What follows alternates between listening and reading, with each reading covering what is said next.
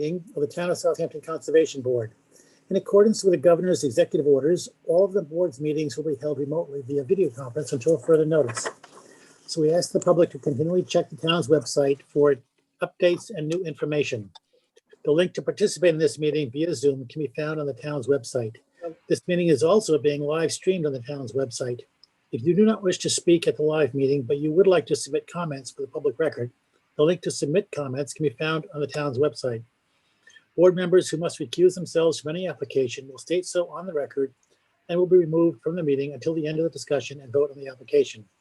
Also, as a reminder, we ask that applicants and their guests please state their name and addresses for the record. Please join me for the Pledge of Allegiance. I pledge allegiance to the flag of the United States of America and to the republic for which it stands, one nation, under God, indivisible, with liberty and justice for all. Now, as is customary, we'll do the roll call. Harry, aye. Present. Jerry? Present. Michael? Here. Tom? Here. Sunshine? Here. Anne? Here. George? Present. And we have a full board. Thank you. First on the agenda is the acceptance of the February 24th, 2021 minutes as written and or amended. Is there a motion? So moved. Second. All in favor? Harry, aye. Jerry? Aye. Michael? Aye. Tom? Aye. Sunshine? Abstain. Anne? Aye. George? Aye. Public hearings. Erica Wiemeyer. This is there someone in the audience for this application? Yeah, that would be Charles Bowman. Okay. Coming now.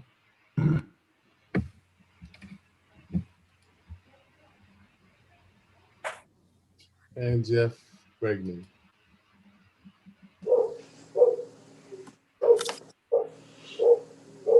They're both coming in.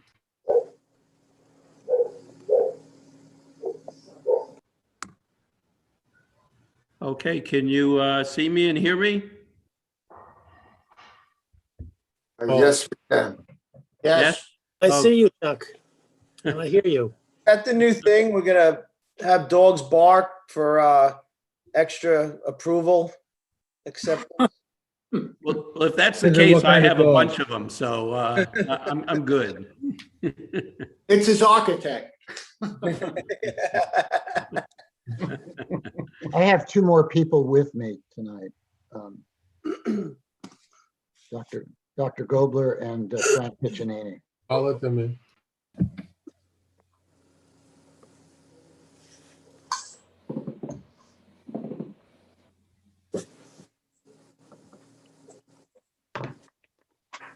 Chuck's Harry, gonna hold the let me- dogs in his hand next time, I Who's think. the other person? Chris and who else? Frank Piccinini.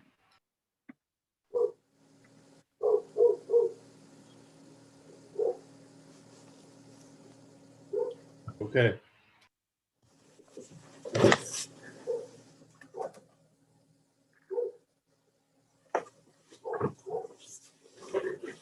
Hello, everybody. Hey. Okay, welcome, Frank. Welcome, Chris. Chuck, you may begin. Thank you, Harry. Charles Bowman, Land Use Ecological Services, 570 Expressway Drive South, Medford, New York, for the applicant.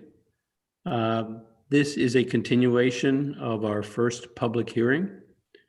And based upon staff recommendations, we have submitted amended plans. As some background, this is a 72,000 acre lot located on Seascape Lane in So you mean Sagamonic. 72,000 square foot lot, not acres? No, I'm sorry. Yes, square foot lot. Yes. Thank Square you. foot, Harry. Thank you. On Seascape Lane in Sagaponic. Currently, the staff had asked us to see if we could vary the widths of the driveway coming in to the property. After talking with the village of Sagaponack, their minimum requirement is a 14-foot width, traveled width, to allow fire access. So the plans now reflect that. The house is noted now to be totally built on piles, with the parking underneath the house, with just enough room to access the parking underneath the house and be able to turn a vehicle around.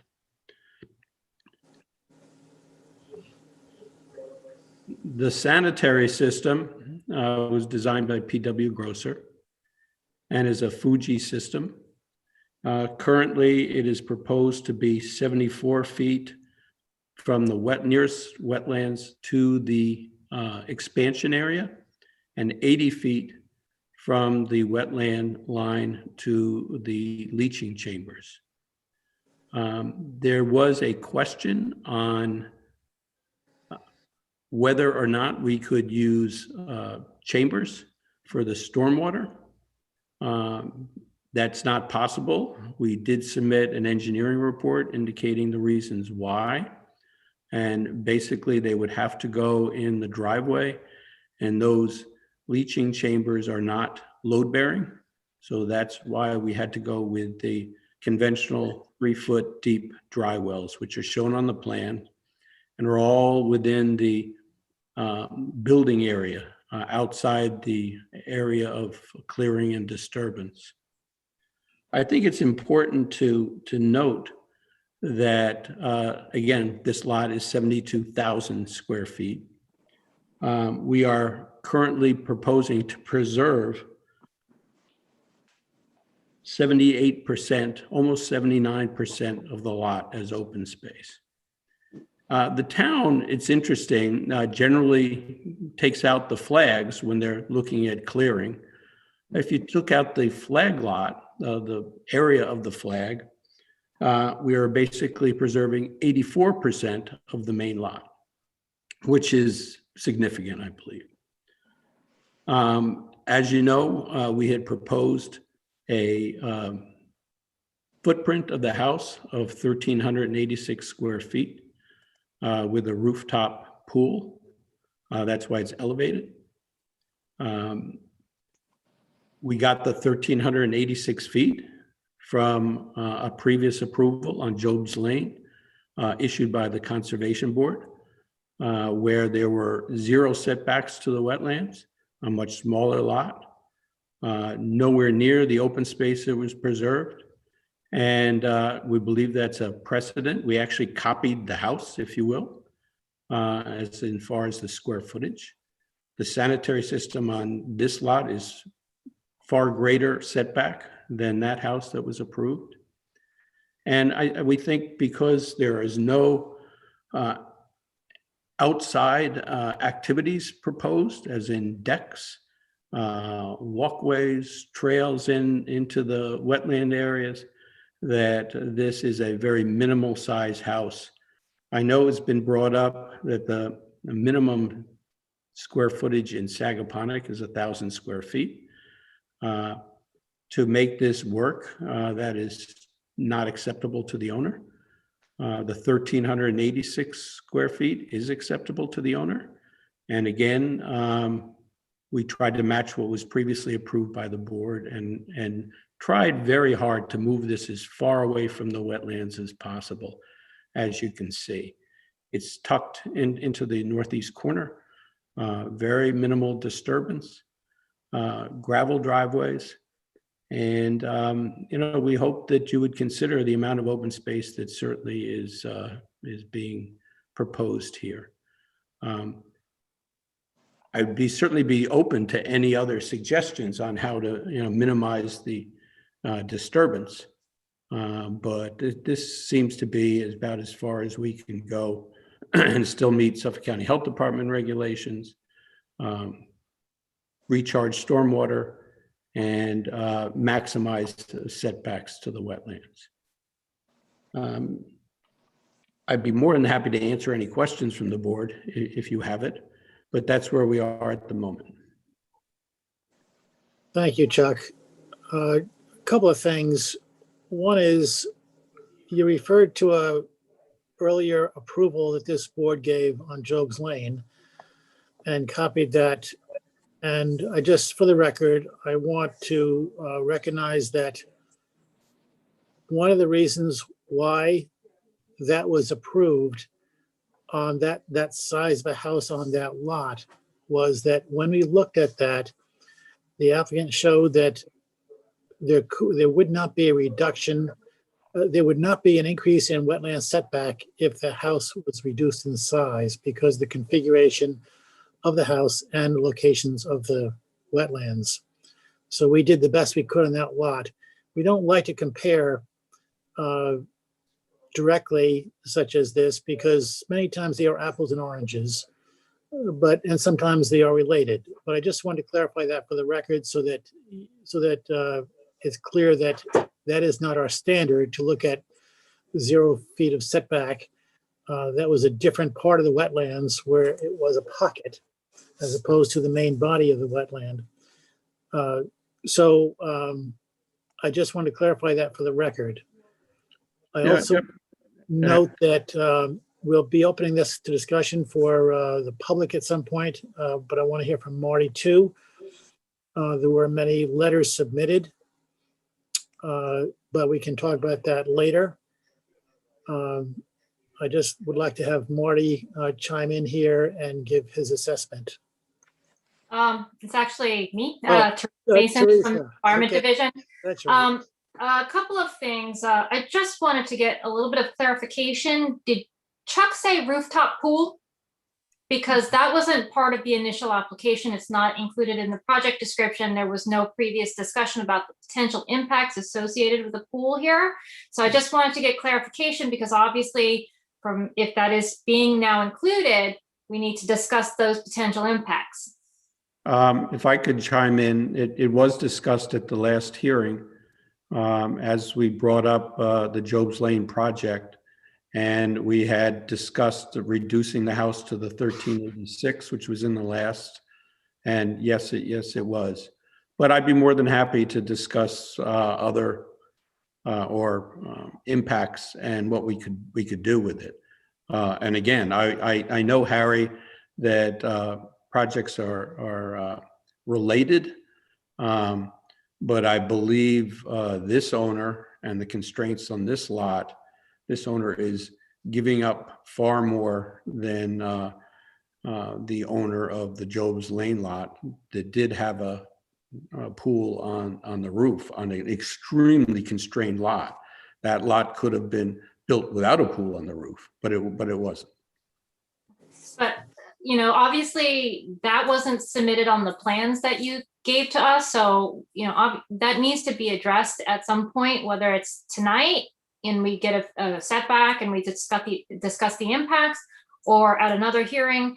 But basically, based on the plans that you submitted to us last week, the 1,300 square feet, 1,369 is what your site plan said, is still quite a lot of square footage for a highly constrained lot. It is somewhat different from the Job's Lane lot because in that particular instance, there are wetlands on 2 sides. There was not really much room to go. There was actually wetlands on 3 sides, Teresa. Yes, I'm sorry. And this, we're talking about the difference between the minimum size, we're talking about 369 square feet, not a lot, that the owner actually has agreed to.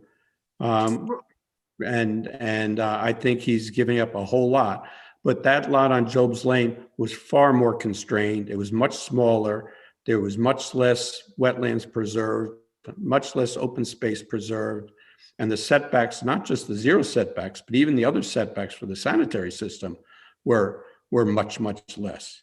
So, I just wanted, it is related. I know you look at things differently, but I think, we have to treat properties equally, if you will. That aside, Job's Lane aside, because again, we're not here to compare apples and oranges. this is a highly constrained lot. This lot is a hollow, whereas, if you go into this lot, there's a slope immediately adjacent to the road. This area is a very low lying area. It's lower than most of the rest of the properties in the adjacent area. This is a hollow here where all the water accumulates and it sits, and that's why you have the wetlands here. Again, the minimum size required by the village of Sagaponack is 1,000 square feet. And you've provided yourself with no outdoor amenities at all, no decks, no patios, and maybe you have a rooftop deck, but let's be honest, somebody's gonna wanna have something beyond just a house on that property. And we need to plan accordingly to do, But Teresa, you didn't, and I hate to keep going back to Job's Lane, but you didn't do it there. There's no outside amenity. I don't have that property in front of me. I don't have that record in front of me, so I There's can't make a that walkway. comparison. And I don't think we should be making that comparison because again, the site circumstances are different. Not Now, really. beyond the square footage of the house, which we do still recommend be reduced to the minimum the minimum house size and footprint allowed by the village, there are other configuration modifications that can be addressed. Previously at the public hearing, we had requested that the applicant explore alternate configurations for the septic system, which would allow for the entire residence, regardless of the footprint, to be shifted to the north. That can still be accomplished here under the health department. Chuck, can you please let me speak? Sure, but Thank it can't be, Teresa. Can you please let me speak? Certainly. Under the health department requirements, the septic tank and the IEA tank only need to be 5 feet from the property line. So that septic tank could be shifted to the northeast, thereby allowing the house to be shifted as well. That is a possibility. Additionally, another way to increase the setbacks is maybe swap the location of the tank and put the tank on the westerly side and the leaching galleys the distribution trenches on the easterly side, and again, shift the dwelling to the north. Those are different alternatives that need to be explored. This looks like the exact same plan that was reviewed at the previous at the previous public hearing with a slight reduction in the driveway.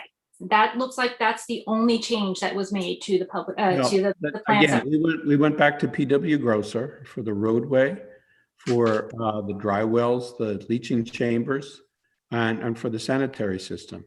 And being the engineer, he told us that this system and the layout of this system was or provided the greatest setbacks to it. I have no problem going back to him, and I will have him write you a letter. And if he can do it, great, we would do it, Teresa. Not a problem. But I'm just telling you what the professional engineer said. And that may very well be the case, but all you gave us was the site plan, and there's no other documentation that demonstrated that you made the effort to explore that alternative in order to shift the dwelling. So, I'd be more than happy to do that. If it is the case where you cannot shift or reconfigure the septic system, then is all the more reason to decrease the footprint of the dwelling so that you can further increase the setbacks to the wetlands. As it is, it's proposed, it's approximately 45 feet to the house, where 125 feet is required. That is a significant reduction in the the minimum required wetland setbacks. So, that if you cannot shift the septic system to increase those setbacks, it is critical that you reduce the footprint. Well, again, I'm not going to beat the proverbial dead horse, okay? But you did not feel that way on other projects. And I know this is a highly constrained lot. We knew that from the very beginning. We've been trying to work with your office to try and do the best we can and the best plan. This owner is willing to work any way he can with you, but his minimum, which we got from your previous approvals, was the 1369, which is not a much, if we take 5 feet off the house to get to the 1,000 square feet, is that really going to make that much of a difference to the impacts? I will be more than happy to go back to the engineer and see if we can move the sanitary system and move the house back because of that. No problem. I was already told no, but I will get it documented that we can't do that. I have no problem doing that. Chuck, Also- this is Marty Shea. As you know, the analysis of practicable alternatives is a requirement as per the wetland permit issuance standards set forth in Chapter 325.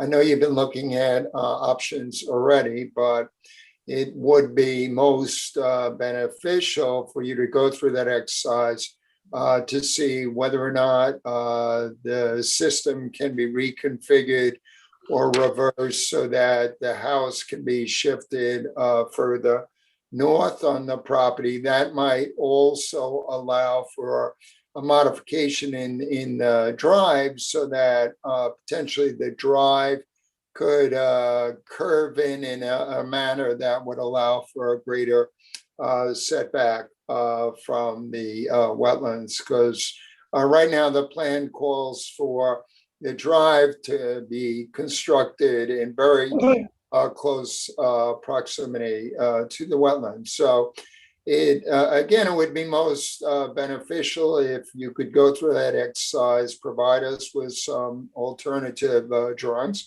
We'll give consideration to those drawings and then provide additional feedback. As indicated by Ms. Mason, we were not anticipating that you would be planning a rooftop pool at this juncture.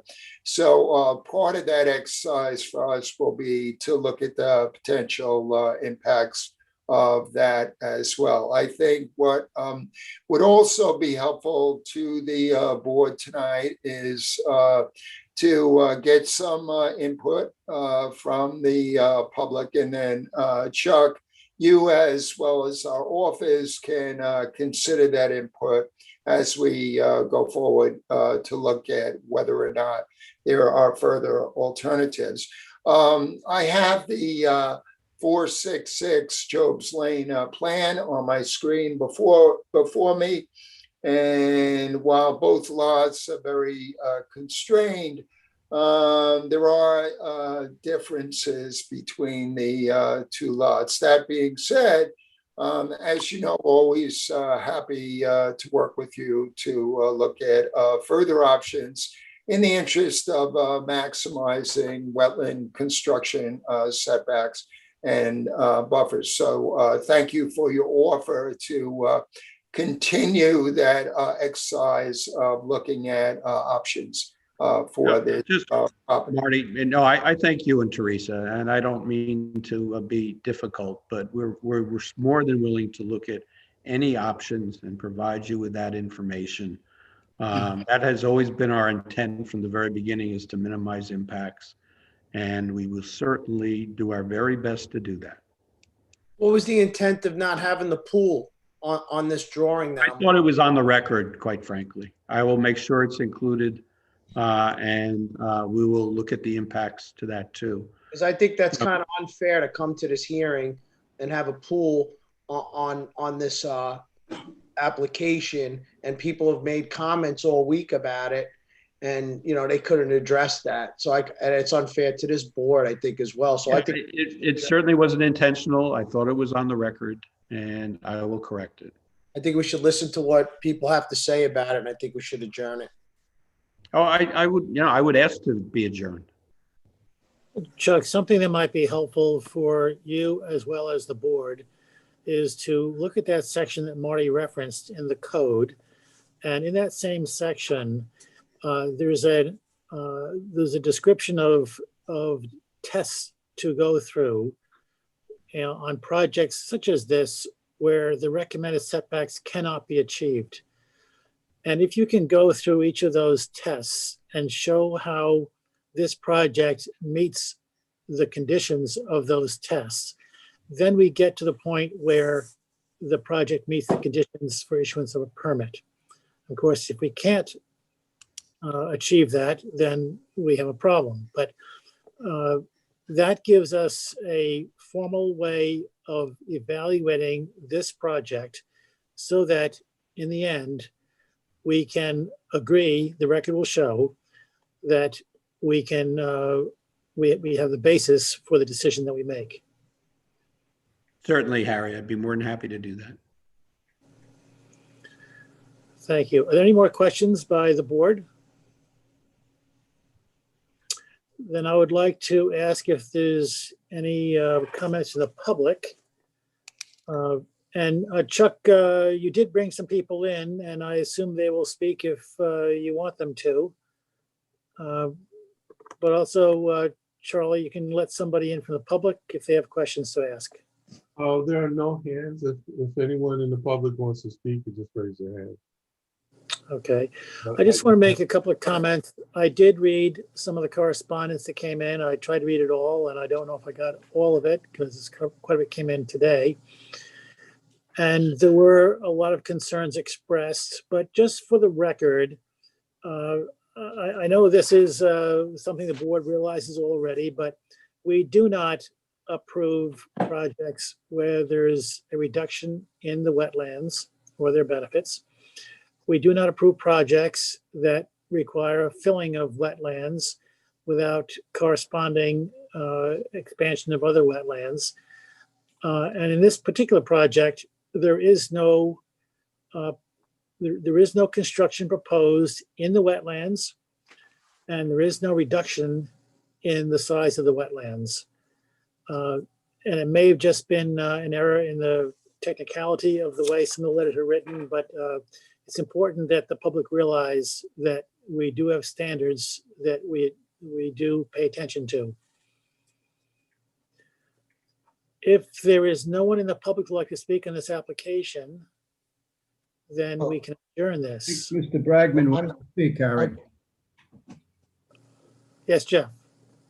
Yeah, I came prepared. I'm actually inclined to just say, let's adjourn it since the plan's going to change. I don't want to burden the board with an argument that may have to change on the next go round. So I am here and we do want to speak in opposition, but I'd rather speak to the plan when it gets adjusted on the next go round.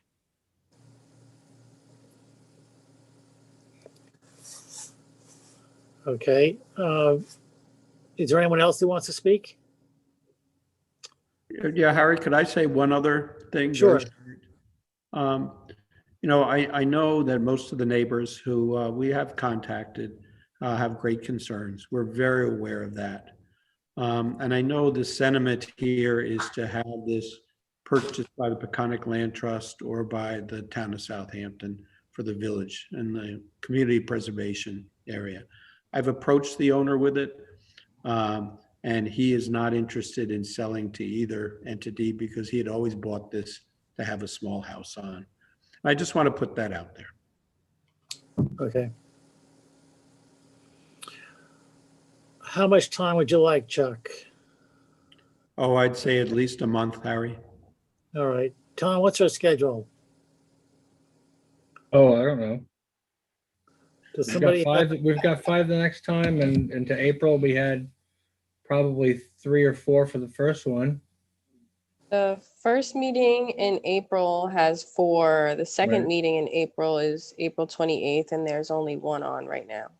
Well, can we do like maybe the first in May? Just to make sure we have the time. That's empty, so Does somebody have that date? it's May 12th. Hi, Jeff, how are you? It seems like every time I read the text, it says something different. It's May. Can you hear me? Yep. It's May 12th. Yeah. May 12th. Okay. Okay. Is there a Move to adjourn to motion May to- 12th. Second. In favor? Harry, aye. Jerry? Aye. Michael? Aye. Tom? Aye. Sunshine? Aye. Anne? Aye. George? Aye. Thank you, Chuck, and others. We'll see you May 12th. Okay, thank you, Harry. Thank you, board members. Thank you. Thank you. A020033 Neck Preserve LLC. This is an application that we received a request to withdraw. So we don't need to hear that tonight. When we finish the hearings, we will have a chance to approve a withdrawal resolution. So we'll move on to A020055 Catherine Lomax. And Charles, you can let anybody in the audience who's got their hand up for this one. In the meantime, Kelly. We actually did not receive affidavits of posting and mailing, so this has to be renoticed. Okay, so we do not have the authority to open this one. Do we need to make a motion to renotice this? Well, you need to wait on receipt of a public hearing, renotice application, and then we'll bring it before the board again. Okay, so move on to A020057 Tupaconic Crescent LLC. We did receive affidavits of posting and mailing on this application. They are in compliance with the town code, so the board can open the hearing tonight. Thank you. Is there someone in the audience? Yep. That would be Gina Rigdon. Yep. I got it. He's coming in.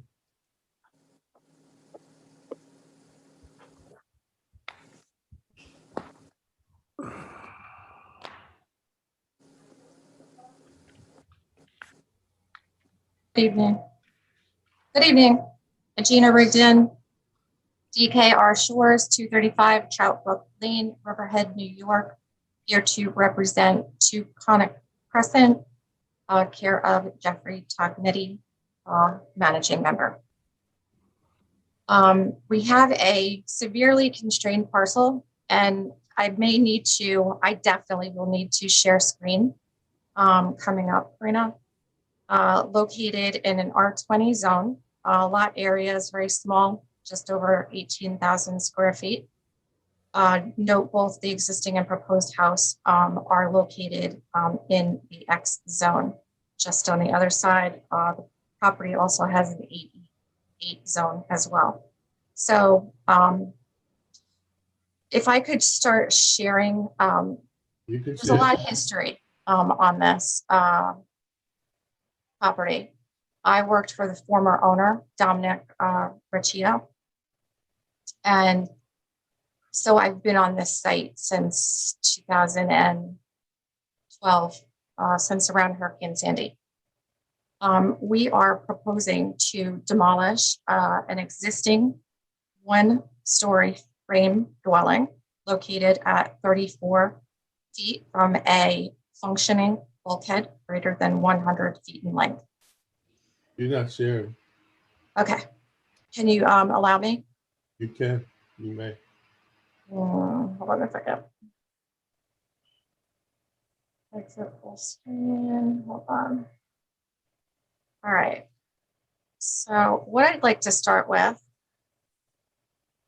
is the existing survey.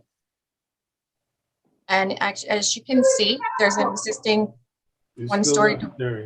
Are you still on? I'm still on. I'm sharing right now.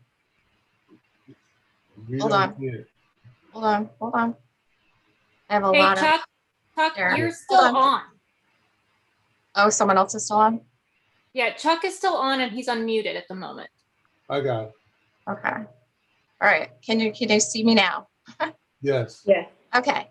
This is the existing house, one-story frame dwelling cottage located at Tupaconic Crescent, circa 1962. There's an existing swimming pool and a slate patio, as well as an asphalt driveway, all proposed to be demolished during the new project. Now keep in mind the owner has an option to renovate the house, keep it exactly where it is, renovate it, put on a 2-story in the same footprint, and keeping the house and the pool exactly where it is. We chose to do the right thing. And as you'll see during the testimony today, Mr. Toganetti has done above the right thing for this property and for the town of Southampton. So if I can share my next share. Hold on a second. This project application was submitted back in September. I'm going to repeat, September. This is our first hearing before the board. So I have joining me today a very irritated homeowner, architect, landscape architect, and the engineer just plain and simply refused to come on. It's to the point where we're spinning our wheels. And it seems the more I'm offering, the more mile Marty wants to take. So I give him an inch, like he takes a mile, and really we're just trying to do the right thing. So originally he asked for, in his preliminary report, for us to shift the house, reduce the footprint, what have you, and move it to the west, which we did. But originally, let me point out, this was designed very carefully at the very beginning. This property benefits from a letter of non-jurisdiction from DEC, once again, landward of a functioning bulkhead, pre-existing not just 1977, August 20th, but May 13th of 1993, so chapter 325. Lot coverage, I was very specific with what I requested during the design. Obviously an IA system. Obviously the asphalt driveway had to come out. That's a reduction of 1,646 square feet of impervious surface. I told them to design it going up, not out. So it's a very modest house. That's 2-story. We did not include the pool originally in the original application because we weren't sure how the house application was going to go before the board. So next up, we shifted the house. Hold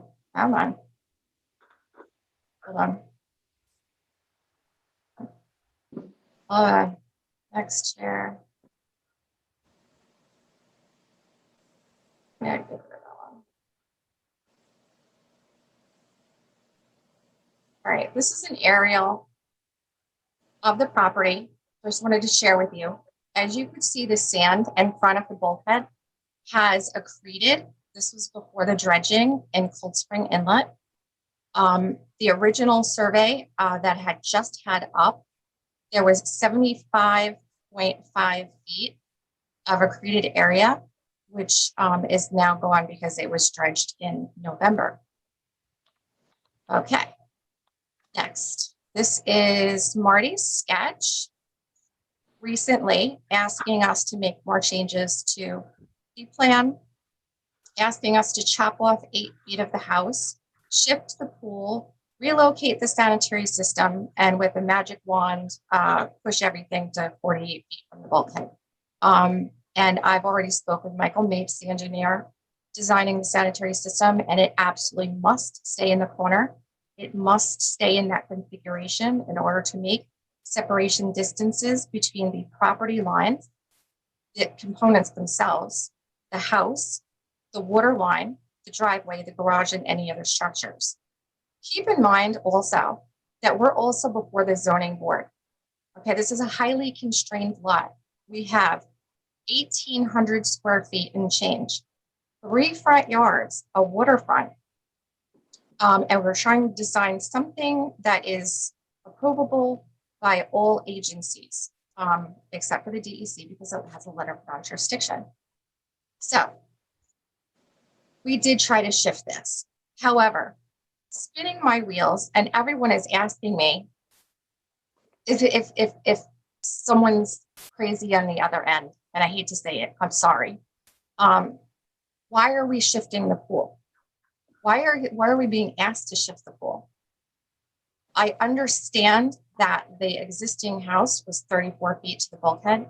The new proposed house is further away, 38.8 feet to the bulkhead, 40.8 feet to the deck.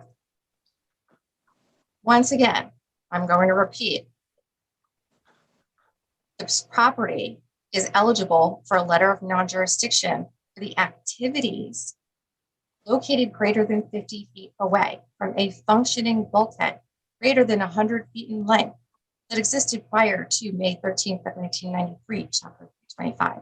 So, in essence, what we're really talking about here is what is the area between 50 feet and the bulkhead roughly, realistically. And honestly, it's 132 square feet of house. That's 12 by 11. That's a walk-in closet. The deck encroaches by 83 square feet. That's one step, one 8 by 10 foot long step. So just put this in perspective, please, and bear with me while I continue. Close that one. Okay. We shifted the house. We made a 1-car garage instead of a 2-car garage. We proposed the pool further away from the bulkhead. We included the pool, excuse me, let me back up.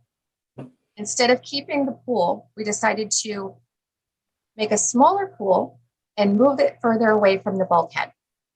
And we figured that that would do it and that would get us through and Marty would be happy. I was very particular even about the location of the fence. Keep in mind that the swimming pool benefits from a certificate of compliance through the building department. It was constructed circa 2008. The only thing they had to go to the conservation board for was for the fence that was located at 45 feet from the bulkhead. They didn't have to go for the pool. They didn't have to go for the patio to the conservation board. Why? Because it was non-jurisdictional. So I have administrative wetlands permit for a fence, only for a fence. That's it. So once again, why is he asking us to move the pool to 10 feet from the property line to private road, which is ridiculous? And zoning board already said, no way, Jose, the pool 10 feet to the property line? That's crazy. Not only that, but we need room for parking, 3 cars. And we have to comply with the front yard setbacks. The zoning board gratefully granted us private road being our rear. That doesn't mean we need to abuse that privilege. So we have inlet road as a front. We have Cold Spring Inlet as a front. We have private road as our rear, super constrained. And then our side yard is to the neighbor, to the west. So he's asking us to smash everything to the north, the west northwest of the property. And we're trying, we really are. So what I have before you now is a mitigation. This is an offer, okay? 50 feet from, in the area, 50 feet from the bulkhead, we are offering 30-foot buffer.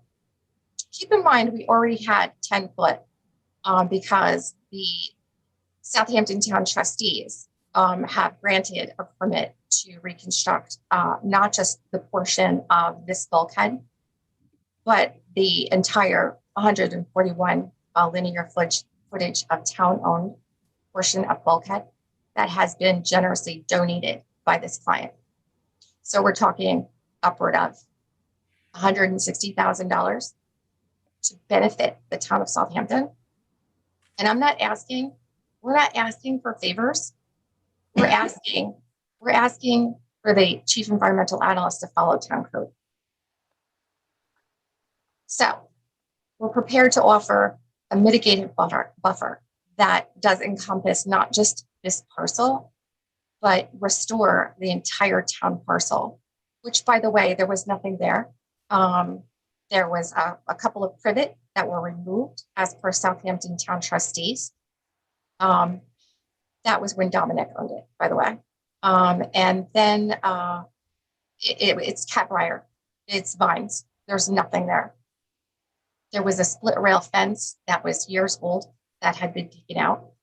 And so we're offering to restore the area properly, the way it should be and the way the property deserves. So, hold on. So this is where we are now. And I would like to hear it from the board. I want to summarize what we're offering in exchange for 132 square feet of house and 83 square feet of deck. Lot coverage is reduced, overall lot coverage. It was 32%. We got it down to 19.6. That's doing a pervious driveway, gravel only, a proposed new IA system, a new 2-story frame dwelling, and a pool that's smaller and further away from the water than what we originally proposed. I do have the landscape architect on to chime in on exactly the square footage I'm hoping he will come up with by the time he's ready for him, of the town Peconic Beach Road that we're preparing to restore as mitigation, besides the proposed naturally vegetative buffer area that is located actually within the client's parcel. And if you'll notice, property line literally goes right through the yard. So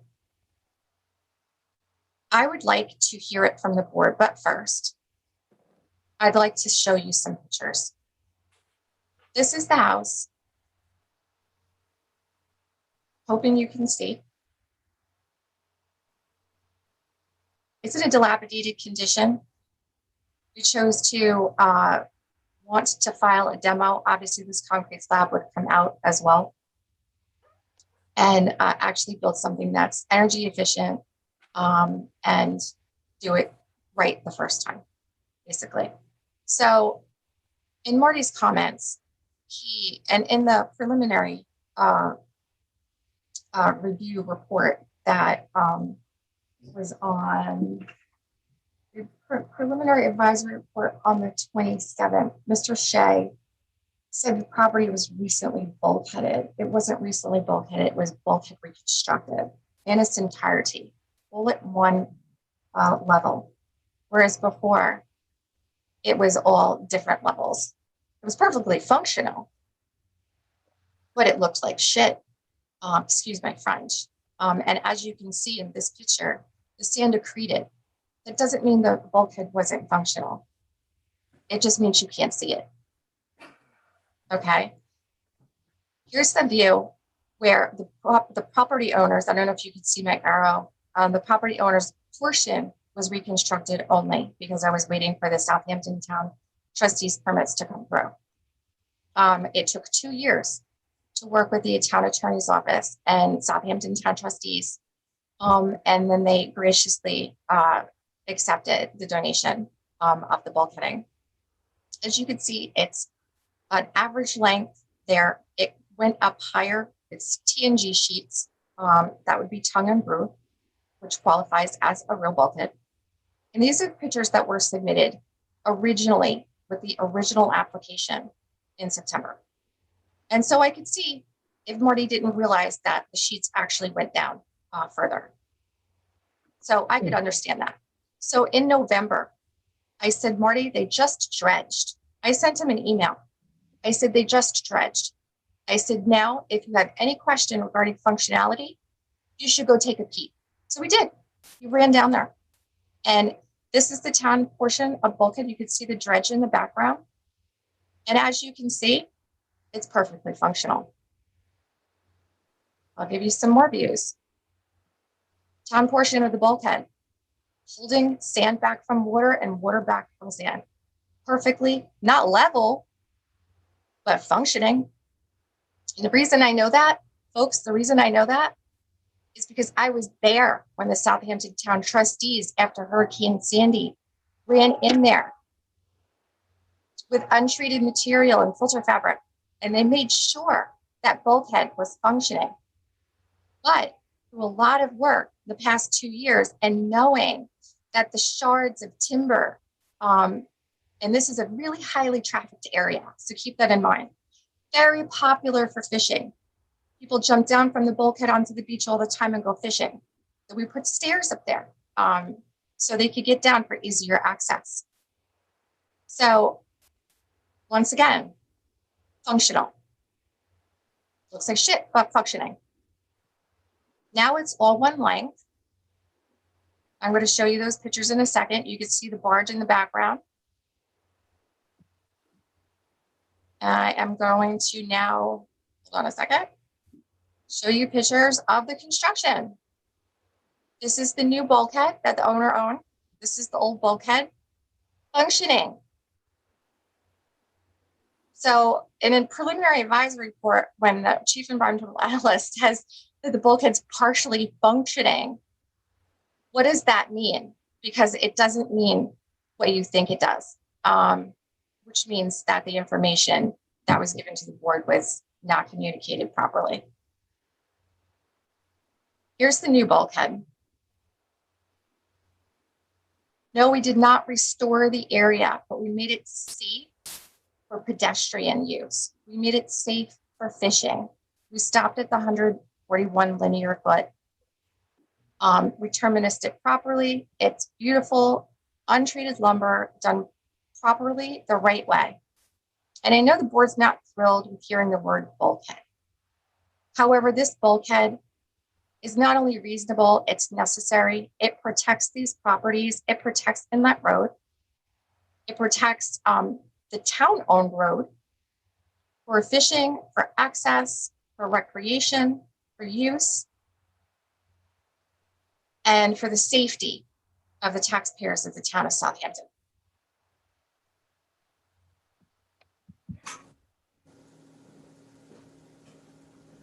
So, still functioning. You can see that there's a lower wall that we didn't touch, that's still there. So it's double functioning. What we're proposing is, if you could see to the right, that's the area that was void of vegetation before. It was catbrier, it was vines, there was nothing there.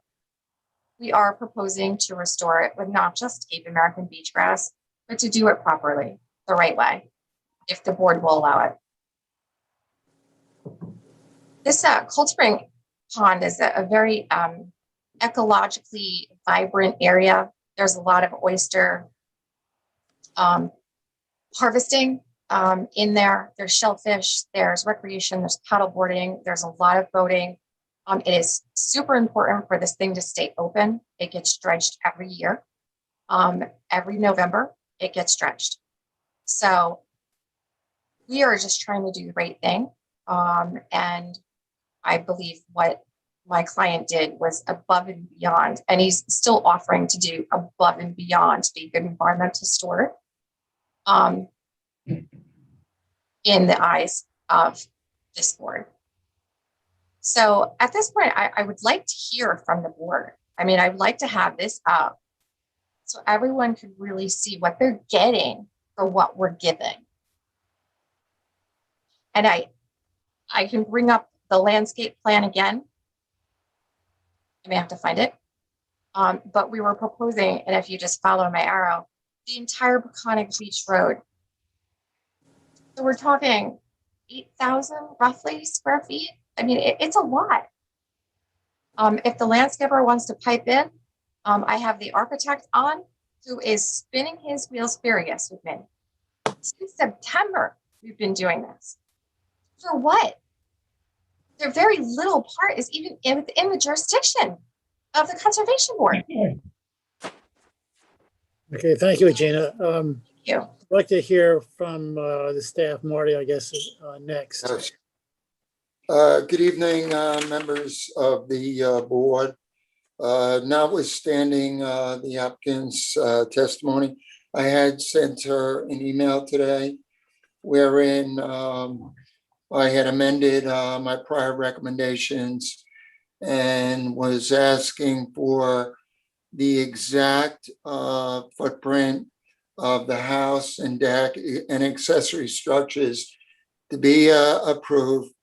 But I just asked that she look at shifting that house a little bit further back, consistent with the wetland permit issuance standards, which instruct us to maximize setbacks. I have agreed from the start that the sanitary system is in the most logical location.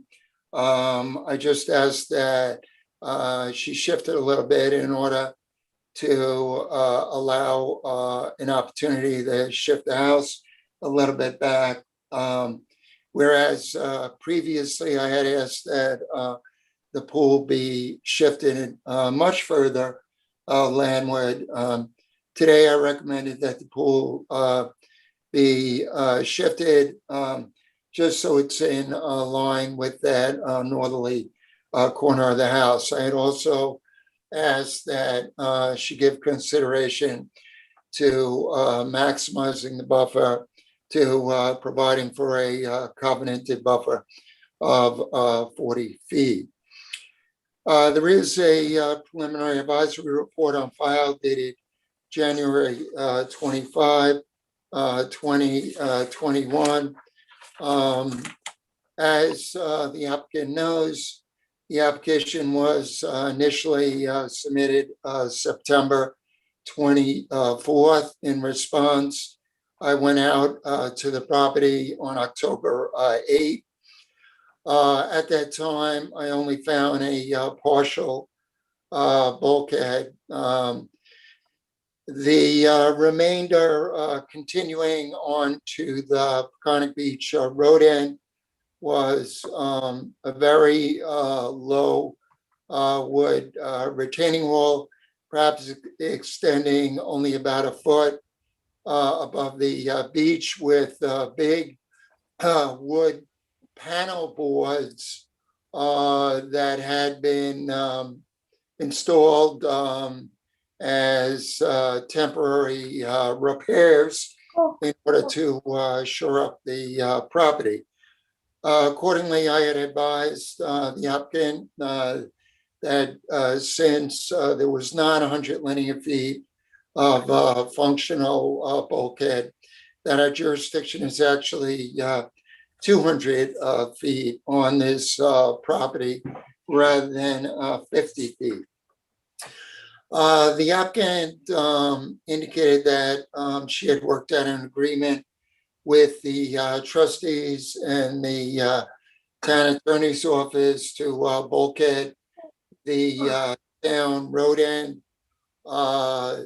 None of that construction nor the agreement was communicated to my office at that time. So when this application was submitted, I was not aware of prior discussions that had been had with the trustees and town attorney's office regarding the adjacent road end.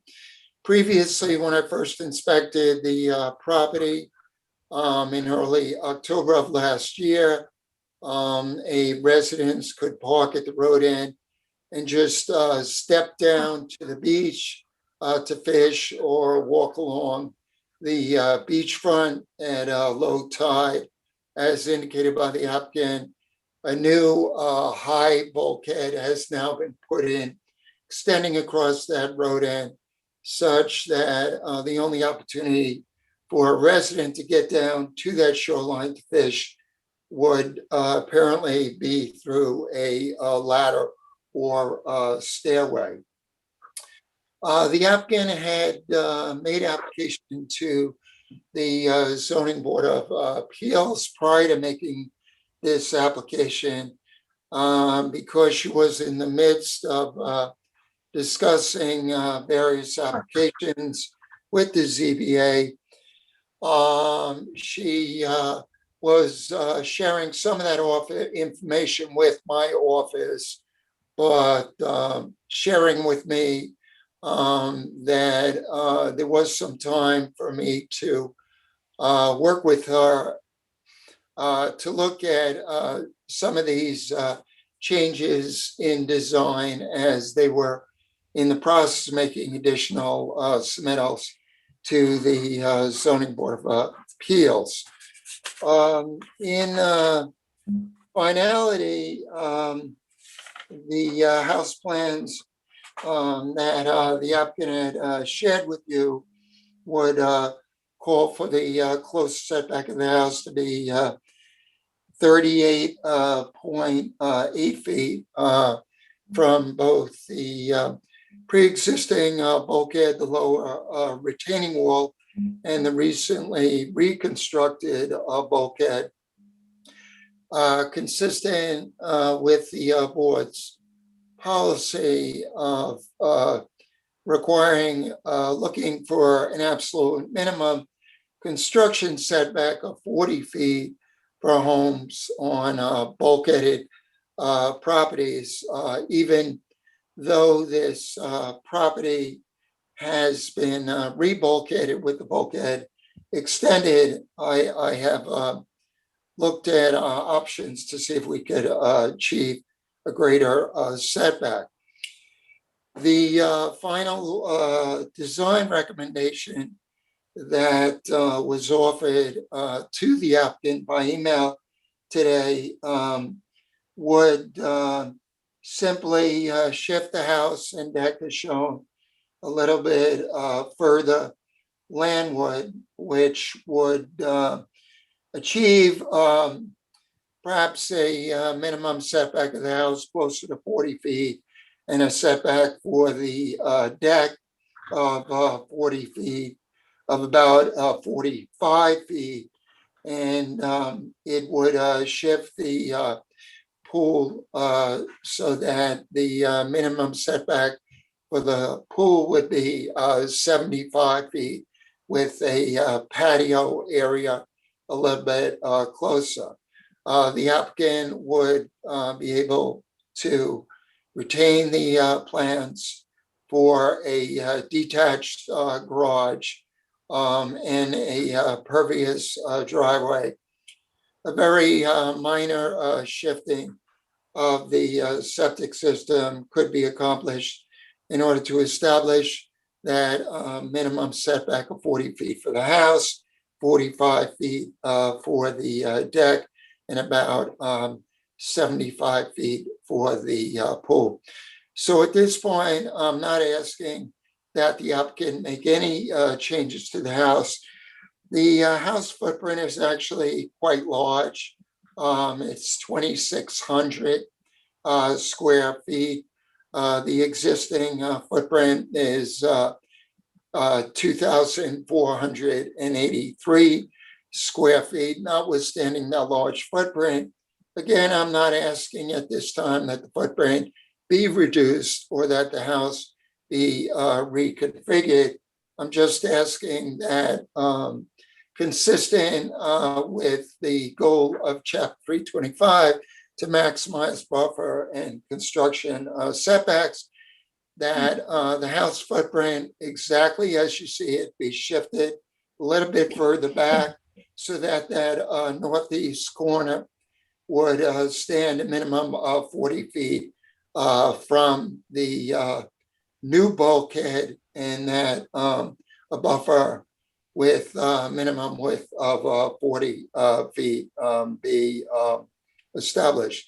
As the applicant knows, I've spent a considerable amount of time on this application. I have communicated quite frequently with the applicant in order to find a way that could achieve the goals and desires of the applicant, but maximize the setback. So at this point, I'm just asking for a minor shifting of the house further landward. I'm asking for a shifting of the pool from 60 feet to about 70 feet, and I'm looking for the buffer to be expanded to 40 feet on the subject property. I have already considered the restoration plan there for the buffer. I have indicated that the conceptual plan in terms of the palette of plants that are being used looks pretty good. I'm just looking for a minor expansion of the buffer. Thank you. Marty, a Can I just question, weigh in Marty? one thing? just- Can we just a remind everybody minute, that this please. is televised and that some of us are doing this remotely where there are children? So can we please watch our language? Right. Thank you. Marty, I have a question for you. Yes. What is the jurisdiction for the board on this application? The jurisdiction is 200 feet. Gina, you are saying that is not the case? I'm saying that that is not correct, and it's not correct based on prior decisions. And in the administrative wetland permit, specifically, and I'll read it to you, and the findings signed by Mr. Shea on July 10, 2006, findings about this is just specifically about the pool fence. The issuance of an administrative wetlands permit to allow for the installation of a required pool enclosure fence on an existing residentially developed bulkheaded property and will not result in any adverse impacts to wetlands. So I'm basically, yes, I am most certainly stating that bulkhead is functioning, that everything beyond 50 feet construction activity is not within the board's jurisdiction. I'm not moving the pool. You might be able to shift or angle the house slightly and rotate it slightly to make the 40, but I have a better idea. Landscape architect, are you on? Gina, Yes. thank you for answering that question. Marty, would Can you? I respond? Can I respond to that? Yeah, I'd like you to explain your justification for a 200-foot jurisdiction. Gina, I think, had spoken with regards to an administrative permit that was issued in 2006. That was 14 years ago. That was prior to Superstorm Sandy. So the site conditions have dramatically changed since then. The applicant had showed you a photo wherein you saw that a significant portion of the shoreline had a very low retaining wall with wood panel boards that had been staked in. Section of the bulkhead was functional, but not 100 linear feet. The remainder was a very low retaining wall or very old bulkhead that was very close to grade with these high temporary panel boards that had been installed. I don't consider a low wall with that, with panel boards, to be a functional bulkhead. That being said, the applicant has never, beyond our initial discussion, she has never sought to appeal the wetland determination. So I have continued to work with her on this.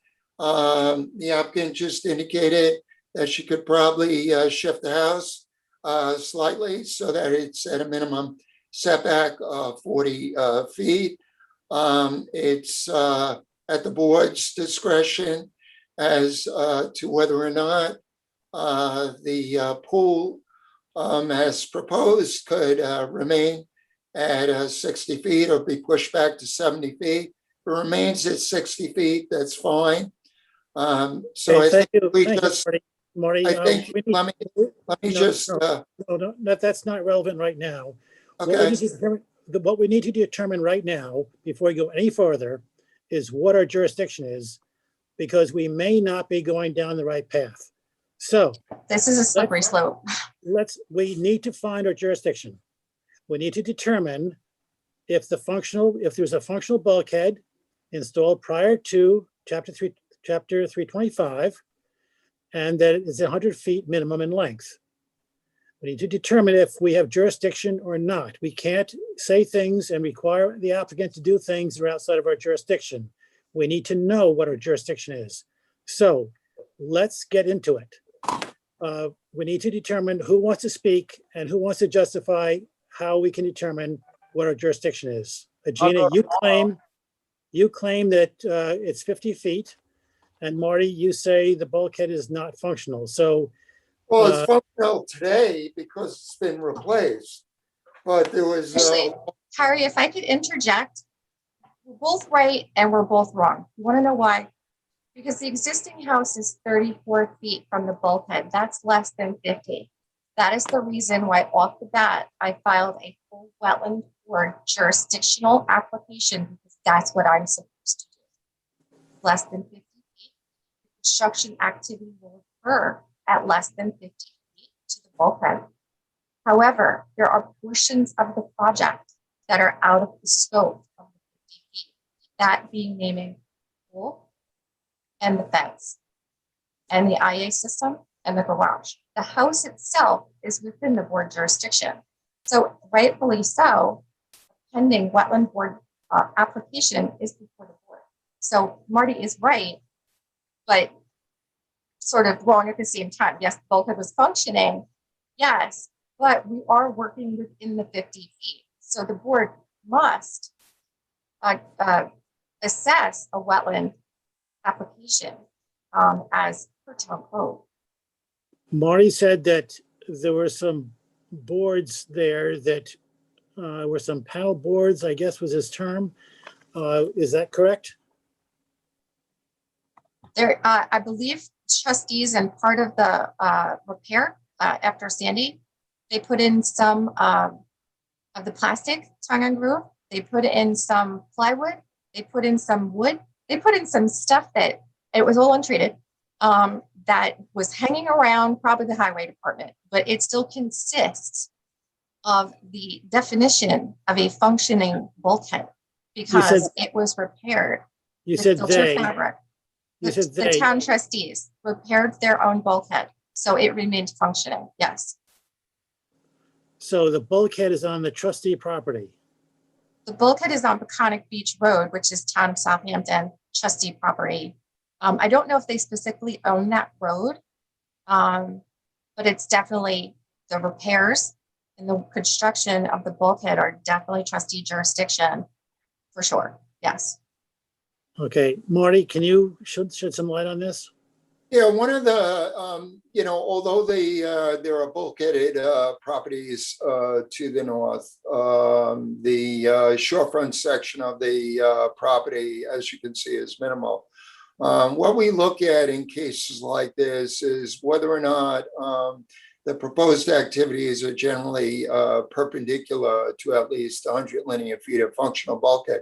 So while we had that functional bulkhead in the northerly portion of the property and the abutting northerly lot, we didn't have what I would consider a functional bulkhead where that extension goes on to the end of the road. And I needed to look at that because the planned construction is generally perpendicular to that shorefront area. That'll being said, my goal is to bring this to resolution as quickly as possible. Whether or not there's some debate as to whether or not this board's jurisdiction at 50 feet or 200 feet, as indicated by the applicant, there are portions of the house that are being proposed within 50 feet. I'm only asking for the applicant to look to see if that house corner could be set at 40 feet. There are no other issues with regards to the remainder of the property. I have already indicated as part of my testimony that the pool as proposed can remain as is. We just need to finalize a buffer configuration. So I would like to, the applicant has already expressed that they're frustrated. They had to go to the Zoning Board of Appeals. They had to go to the Conservation Board. This process is taking them a long time. So I don't think it's to anyone's benefit have the applicant submit a wetland determination appeal application. I think we're very close to agreeing upon a final construction plan. I know that Gina had indicated that our landscape architect was available and he could speak to the buffer. So I think we're about 99% there. So I think it's in everyone's interest just to resolve any remaining issues, close the hearing tonight and put this on for the next meeting for Okay. permit I have an issue. idea.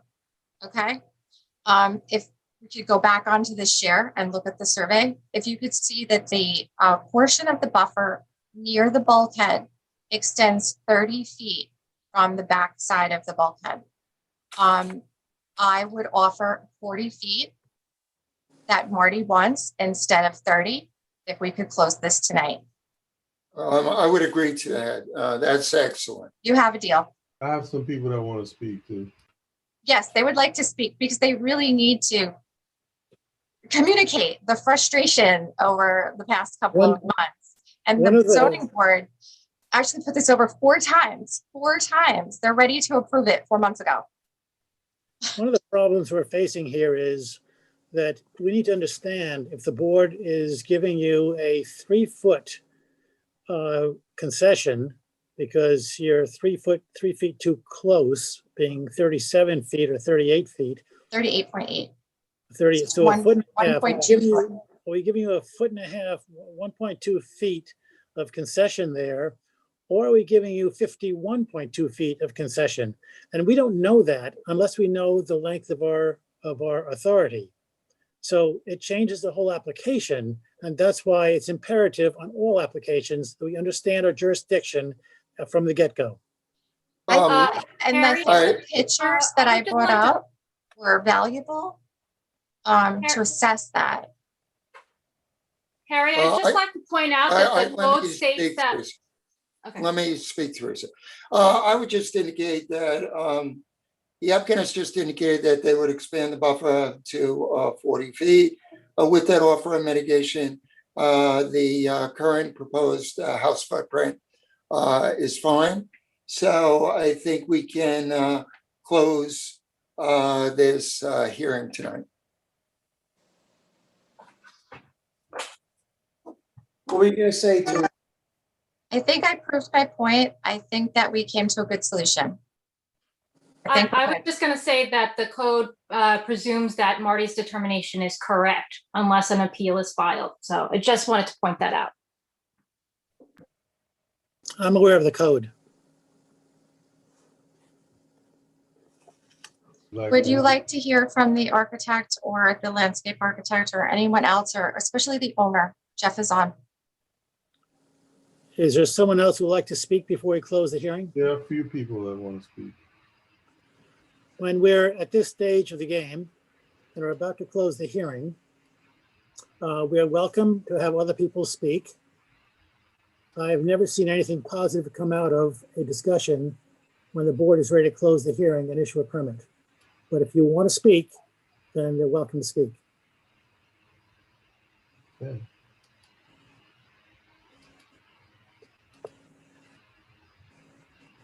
Is there someone there that'd like to speak? Yeah, I'm trying to get them on now. Andrew came in first. And Andrew's the landscape architect. My name is Jeffrey Tognetti. Can everybody hear me? Oh, sorry, there's Jeff. Hello. Yes. Let me just can everybody hear me? Hi, everybody. My name is Jeffrey Tognetti. I'm the homeowner at Tupaconic. I'm going to keep it short and sweet. I'll just simply say thank you. That's all. I'll close out the meeting by saying I appreciate the dialogue that went back and forth between Gina and, of course, Marty. I appreciate all the work that everyone's done. I think that the resolution is fair and amicable, and I'd just like to move on and say thank you. That's all.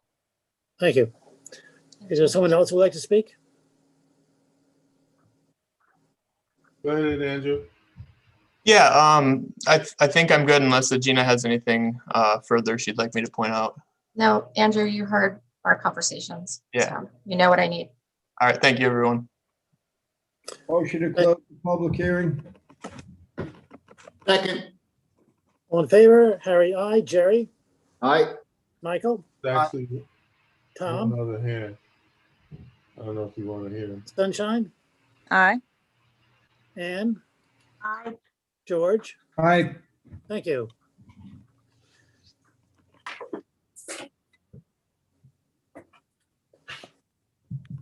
Thank you all for that. The hearing now is now closed, and we'll move on to the last public hearing of the evening. It is CB 1400035 River Rock Structured Capital LLC.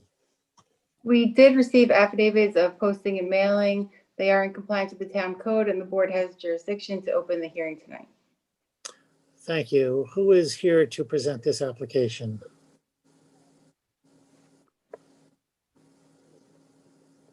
She's coming in.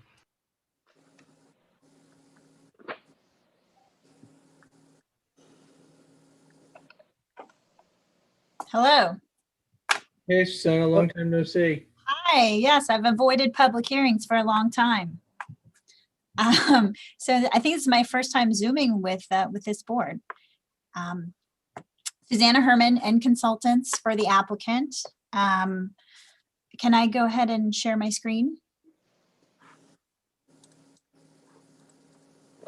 Of course. Okay. All right. Can you see that? Yep. All right. Hold on. I have extra things open on my screen. I'm just getting rid of them. So this is the property at 186 Crescent Avenue.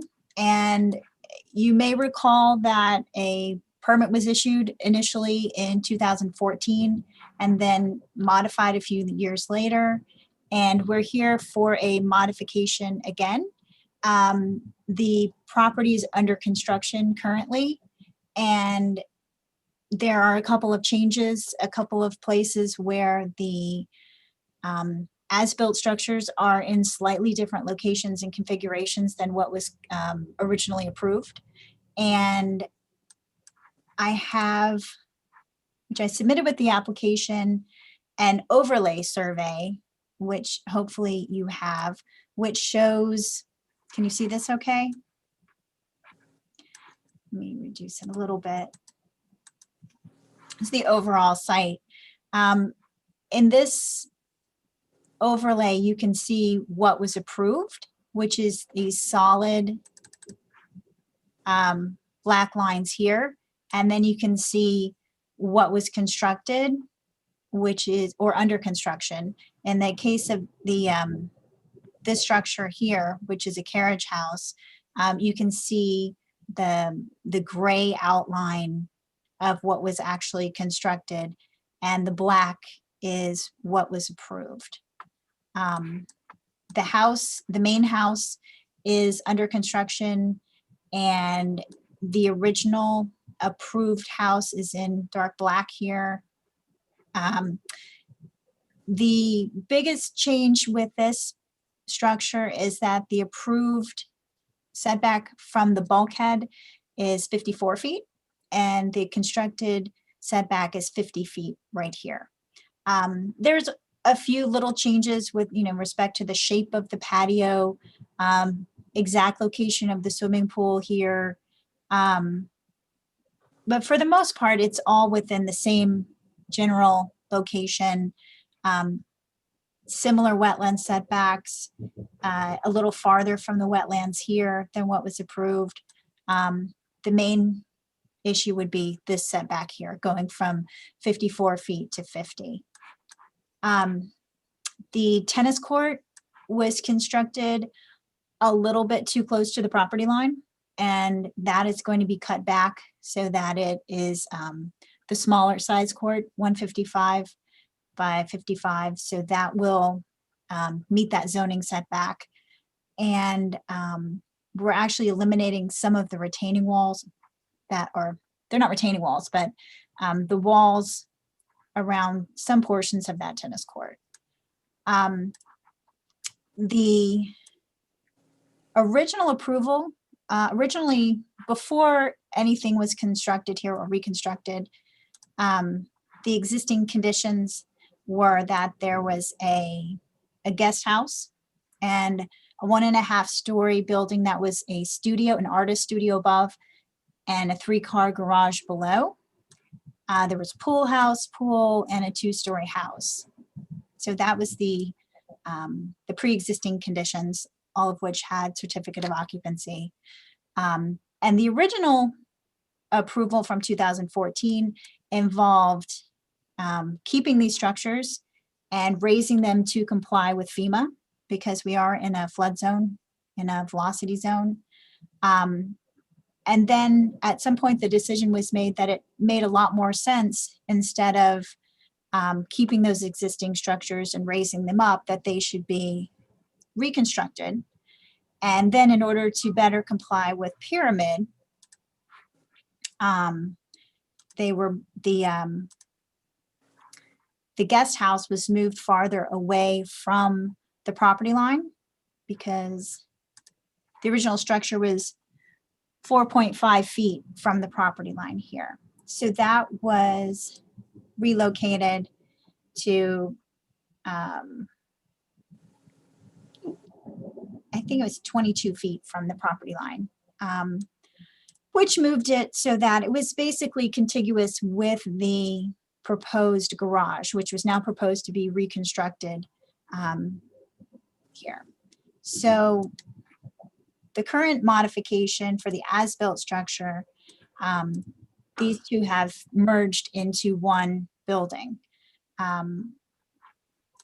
But as you can see, it's basically in the same configuration, same location as the previously approved structure. There is a very small discrepancy between the approved setback here, the closest point being 10.6 feet from the bulkhead, whereas the approved setback was 11.5 feet. But just as a reminder, the original structure was 8.9 feet from the bulkhead. So there are a couple of additional things that need to be legalized that are associated with the carriage house. One of these is a handicap, or an exterior handicap elevator for and a ramp that comes up to it for accessing the second story for someone who's very close to the family who's planning to spend a lot of time at the property. So there are a couple of setbacks that are outlined in the application. I won't go through every single one of them, but it's basically in the same location, very similar setbacks to the previously approved project. Another change that was required as part of a zoning variance that happened after the fact was we originally had 2 separate driveway entrances.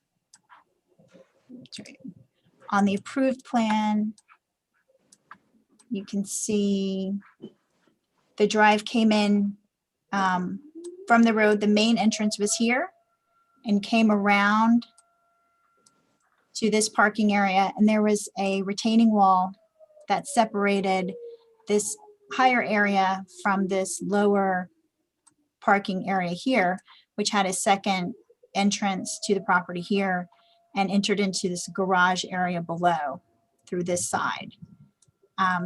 So as part of the revision to the project, part of the project is to remove the retaining wall that separates these 2 parking areas and regrade that so that the parking is now connected between the 2 upper and lower parking areas or driveways, and this access has been eliminated. So that now looks like this. You come in the driveway here. This is graded down. This retaining wall that was here is removed. So these are all continuous, and this driveway entrance has been eliminated. So we submitted copies of the survey of the under construction plans and the as-built setbacks for the carriage house. as well as this overlay survey showing the differences between what was originally approved and what is under construction or is the current as-built conditions. Thank you, Susanna. A question, Susanna. I'm looking at the septic system. It looks like there are two on this property. Is that correct?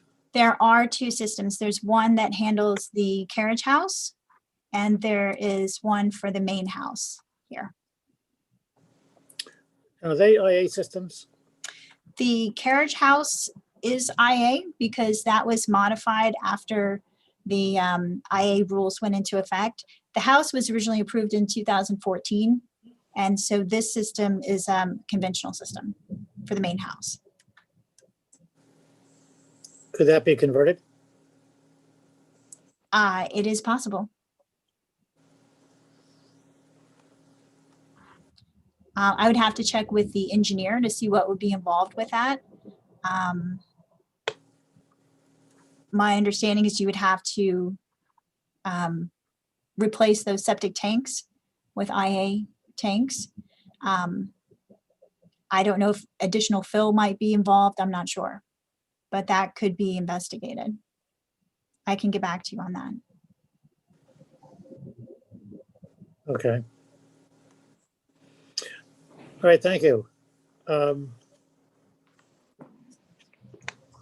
Marty? Yeah, good evening, members of the board. Marty Shea, Chief Environmental Analyst for the town. I think the applicant provided a pretty good summation of the history of this project. You'll note in looking at the survey that the entire property was bulkheaded. It was bulkheaded prior to the effective date of Chapter 325. It was maintained as a functional bulkhead, and then was more recently replaced with an untreated bulkhead. The original plan, as indicated on the other survey,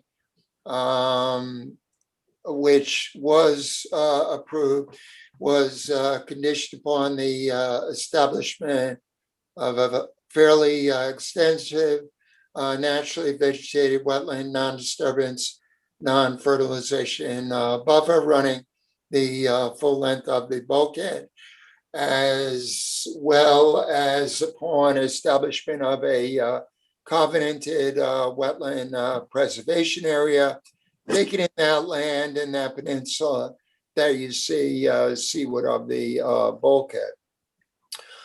This is a property that suffered a lot of damage during Superstorm Sandy.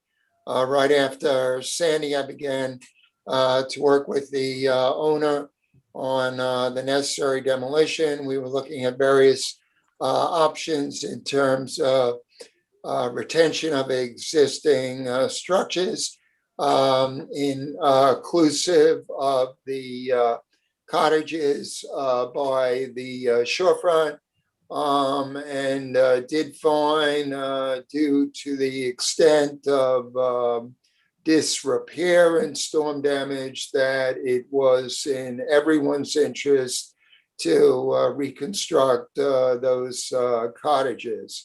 The applicant was correct in indicating that the main house had been permitted several years prior to the effective date of the town's IA OWTS law. While the applicant was encouraged to investigate putting in an IA, he did decide to install a conventional system because that portion of the property was outside of this board's wetland permitting jurisdiction.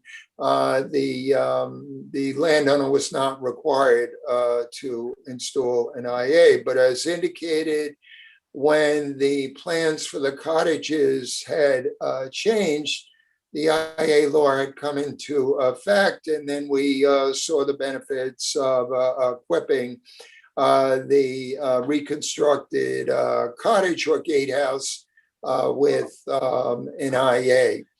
As part of the covenanted buffer plan for the property, I had asked that a planted bald cypress tree be protected, although bald cypress trees are not native to this area. The size of the tree provided certain values and benefits. Unfortunately, that tree got impacted during construction.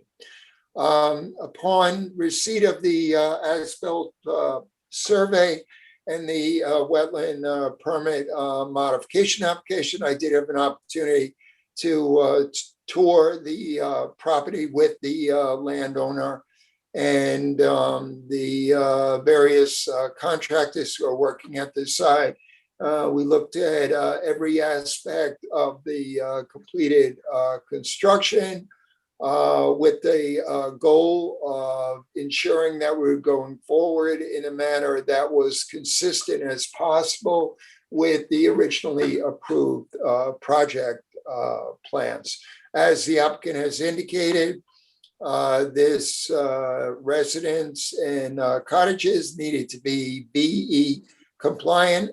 So they have been built on pilings, which is beneficial as is less interference with natural flooding and drainage patterns, and it helps considerably to abate the potential for future flood damage.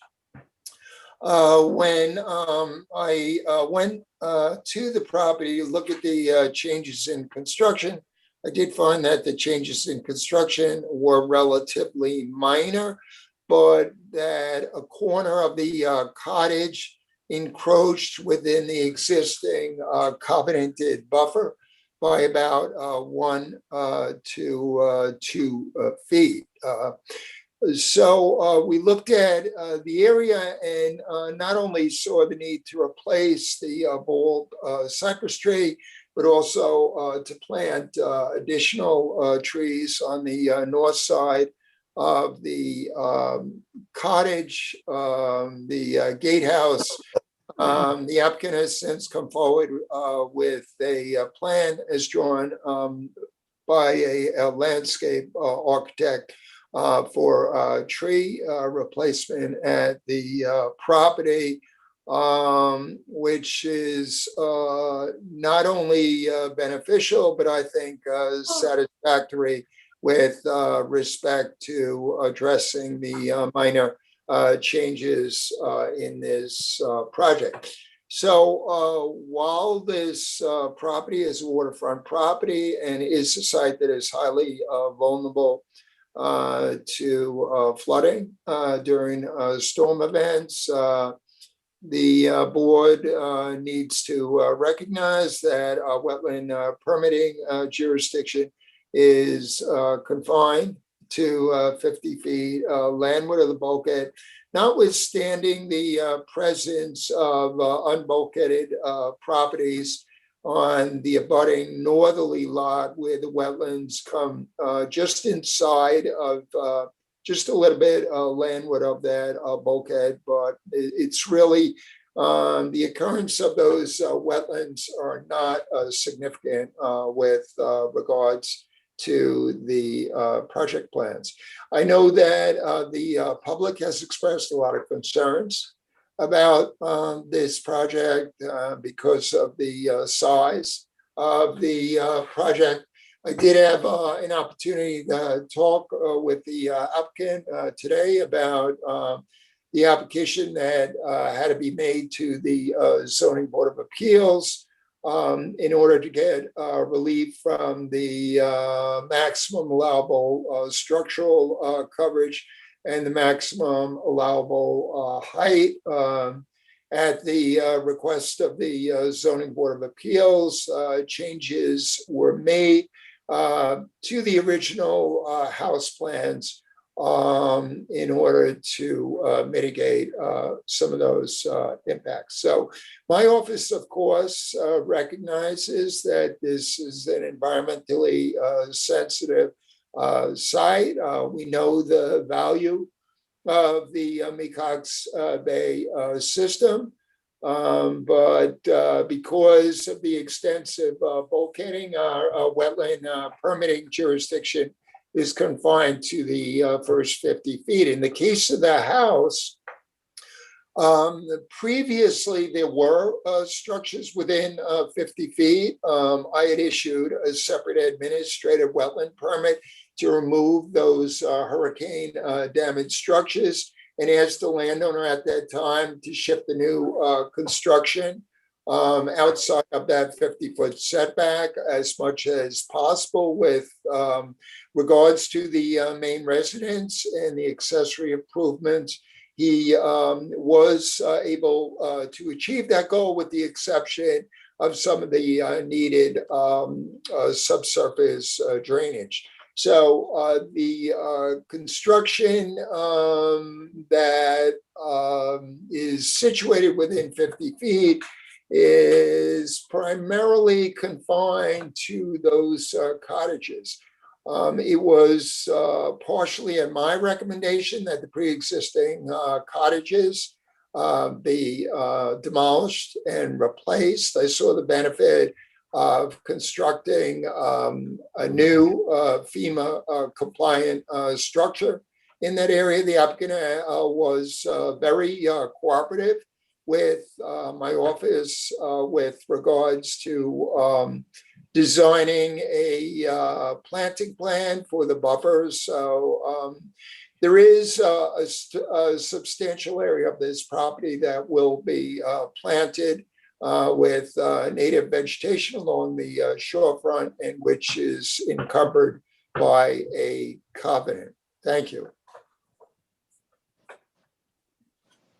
I just wanted to mention, I was showing, this was the pre-existing survey with, these are the structures that have been removed.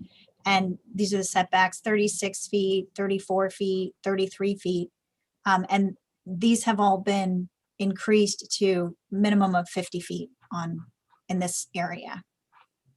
So that's why I was showing that. I just wanted to make clear that this was pre-existing and has now been removed and those setbacks improved. Are there wetlands to the north of those cottages? There's the abutting northerly lot has a naturally vegetated shoreline. It is a site where the board had permitted wetland restoration years ago. So if you look at that northwest corner of this property and you cross into the abutting lot, there is the natural wetland edge comes in just a little bit at that corner. How many feet from the cottages is that wetland boundary?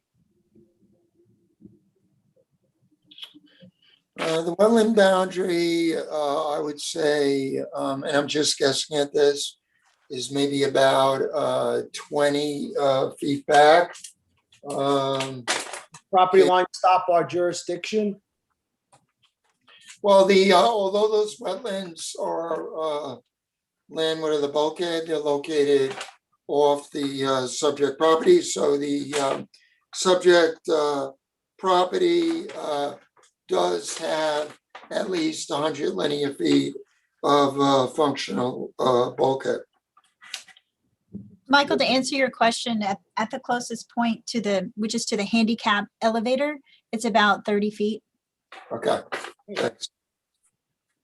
But the existing cottage was much closer.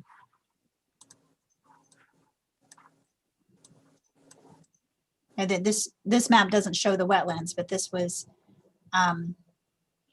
about 15 feet, 20 feet closer to the property line. How did this project go off of where it was supposed to be built? What happened there?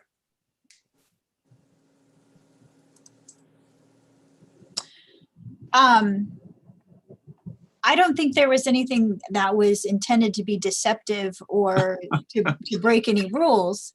I think it was an evolution that originally the two structures were designed or were proposed to be elevated to comply with FEMA.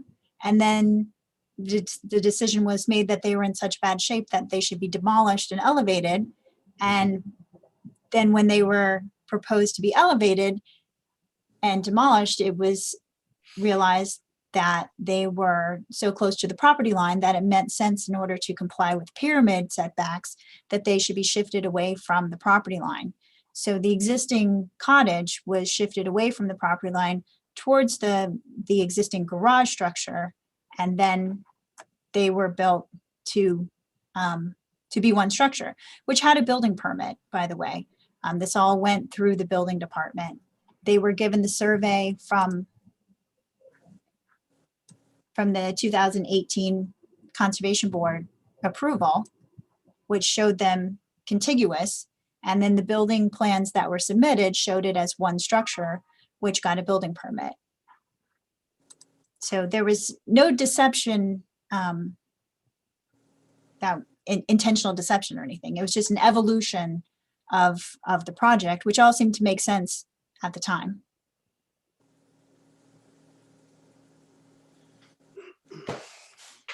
I'm the only one that ever says anything, so I guess it's all right.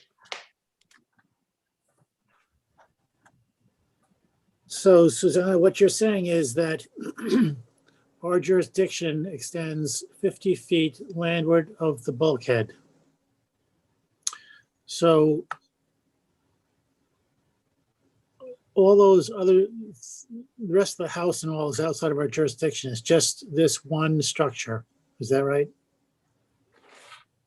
Well, there is, as I indicated, there is subsurface drainage for the main residence.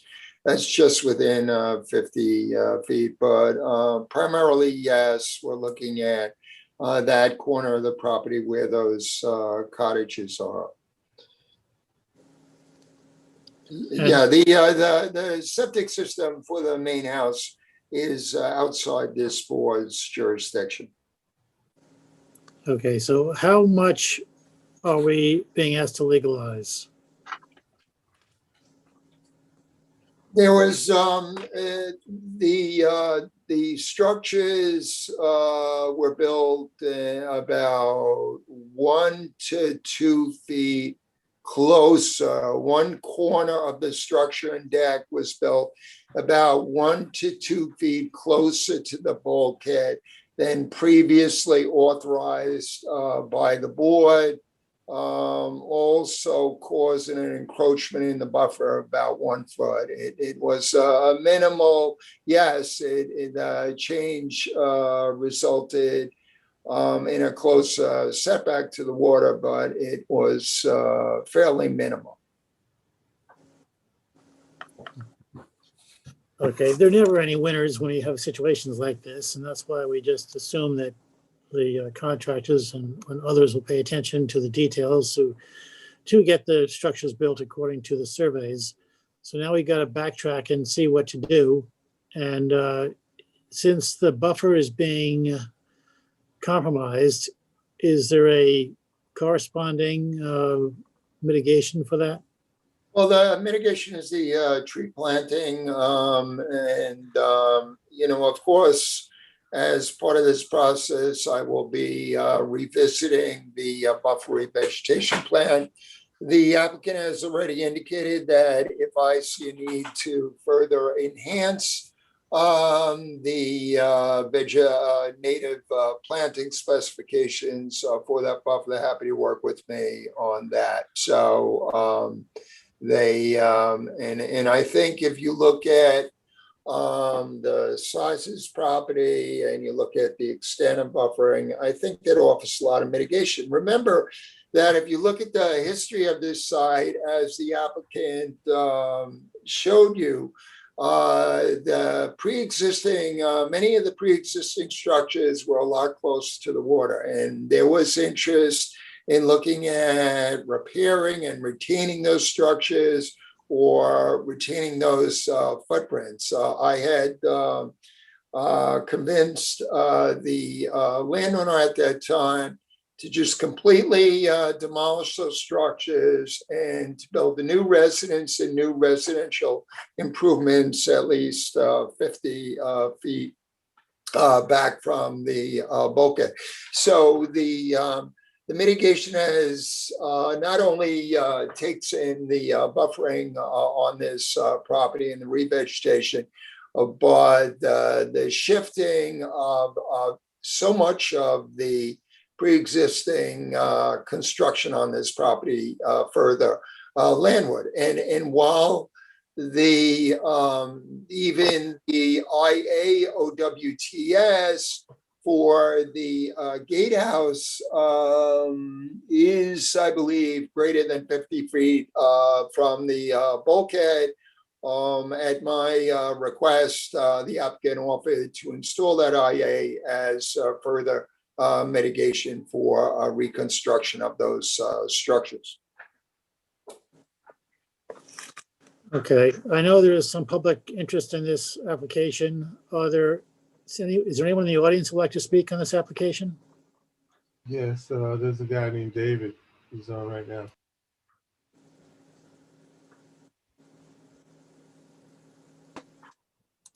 David.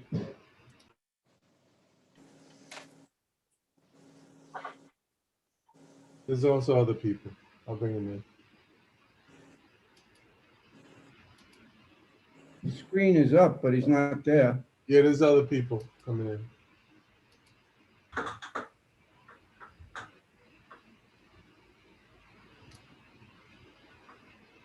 The screen sharing is also limiting the number of people who show. Yeah, I'll take it down. But go ahead, Stuart. Maybe my attorney should go first if he's here. Is it David? Yes. Okay, David. David, we're waiting for you. Yes, I'm here. You can speak. Yep. So I just like to point out, and it doesn't appear to have gone unnoticed by... David, if you would start with identifying yourself. Sure. David Kirst from Matthews, Kirst and Cooley, 241 Panago Road, East Hampton, New York, 11937. I'm here on behalf of the neighboring property owner, Moonbeam House and Sunbeam House LLC, immediately to the north of the applicant's property.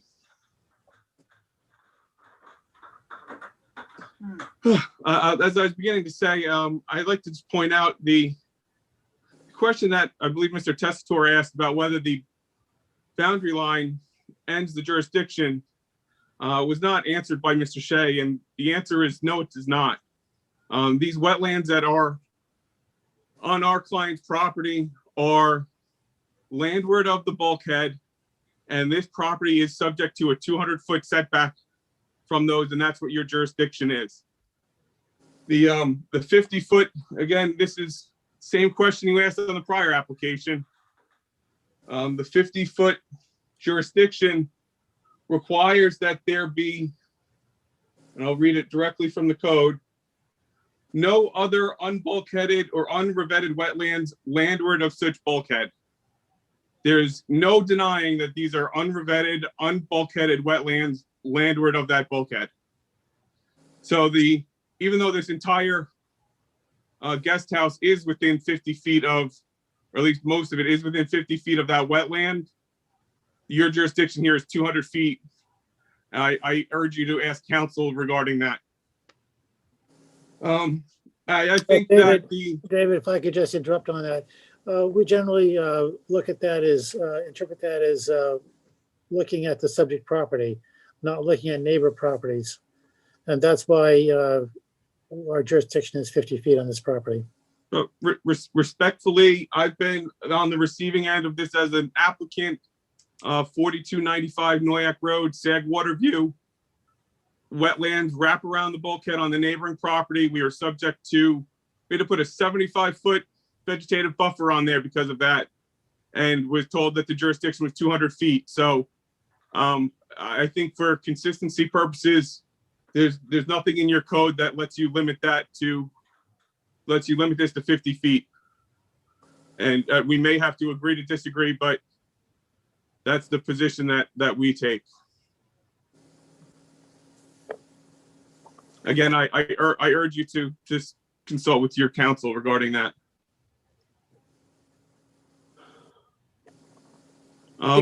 Consult with testimony, staying with facts. I believe I am staying with facts. I didn't mean you, sir. Okay, thank you, sir. The next, I'd like to point out the stark contrast between the treatment of this application versus the immediately prior application for Tupaconic Crescent LLC. On that application, David, I'd love to play. I would ask David, let's talk about this application. Well, I think it's very relevant. I'd love to play Marty's comments back to this board about demanding a 40-foot separation for construction activities, demanding a buffer of 50 feet. And here there's literally an 18-foot buffer between the wetland and the clearing here for this guest house. That guest house is only 21 feet from that wetland. And David, here, the issue here is an infringement on the as built versus permitted. So that's what we're talking about. What's as built versus what is permitted. And to say that there's a minor change between those two is absurd. The coverage of that structure from what you approved has increased by 50% to what's there now. 800 square feet of coverage has increased from the prior approval from this board. And that prior approval was to raise and renovate those existing structures. As you can clearly see, that's not what occurred. And I feel the speculation by Ms. Herman as to, how this happened, I think is belied by the way it did and the activities before this board and the zoning board by the applicant. No, I think it's pretty clear that this structure, A, shouldn't be approved as modified, and that this board should take the step of revoking the prior permit because it never should have been issued in the first place. And that's something that this board can do regardless of timing and regardless of the limitations that are placed on neighbors for challenging approvals. There's a significant risk to this wetland that was completely ignored.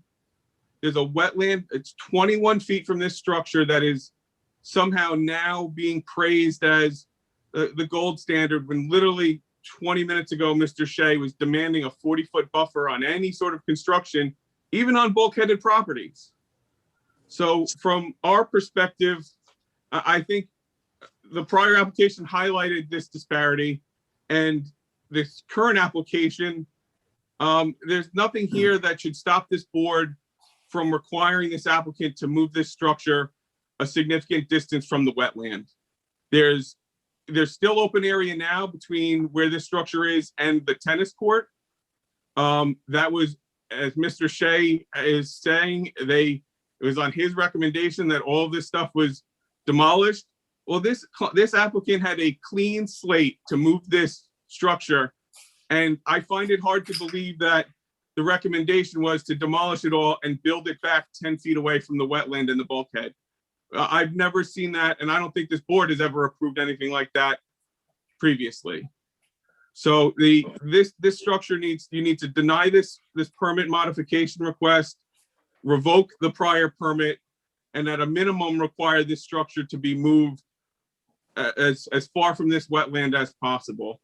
I know in the zoning board, the applicant went on about the costs they've spent and whatnot. And, we submitted today You know, they say they spent $2 million to build this guest house.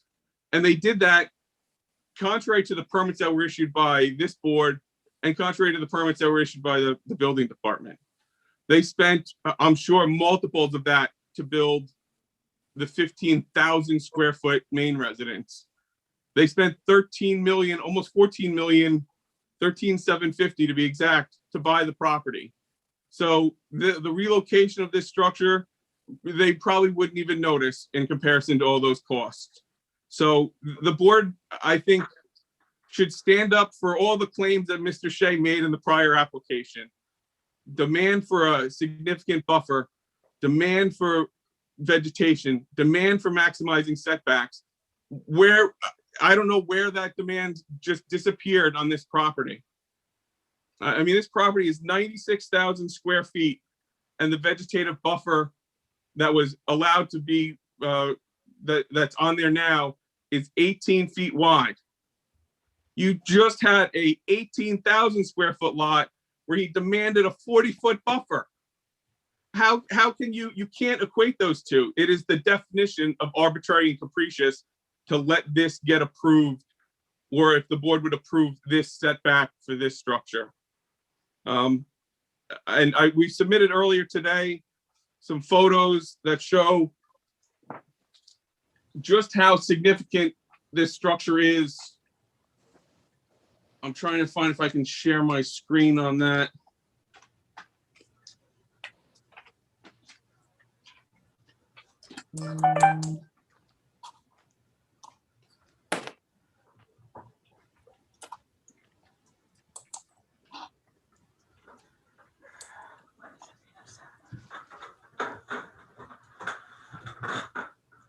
Well, here's our client's a view from our client's property, and you can see the significant vegetative buffer of 75 foot in width, 55 feet off of the corner of this wetland that now Mr. Shea is saying doesn't matter. So you've got we had to put a 55 foot non-disturbance buffer from that exact point of wetland that this applicant was allowed to construct or did construct 21 feet from.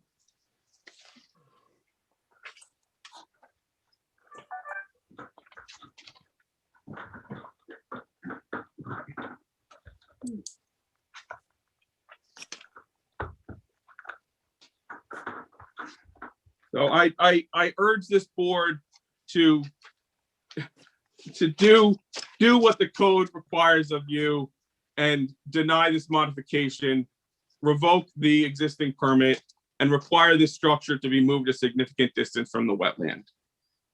Thank you very much. Thank you, David. Is there someone else who would like to speak? Hi there. I'm Stuart Gross, and I'm the owner of the property that is directly to the north that Mr. Kirst was talking about. And when you look at that photo, well, first of all, thank you, Chairman Ludlow and members of the board, for the opportunity to speak with you this evening. When you look at that photo that Attorney Kirst showed, I think it highlights that this guest house sits right in the middle of the wetlands area that is on our property. If you were to extend it in that direction, it literally is entirely within that space. And it's something that we take very seriously in light of our own history on this topic, because when we bought our house more than 20 years ago, the prior owner had, without permission, removed a patch of Phragmites and not put in appropriate buffers, and had been cited for a number of violations of wetlands regulations and had been stubbornly non-compliant, which had created enormous animosity with the town and with the DEC.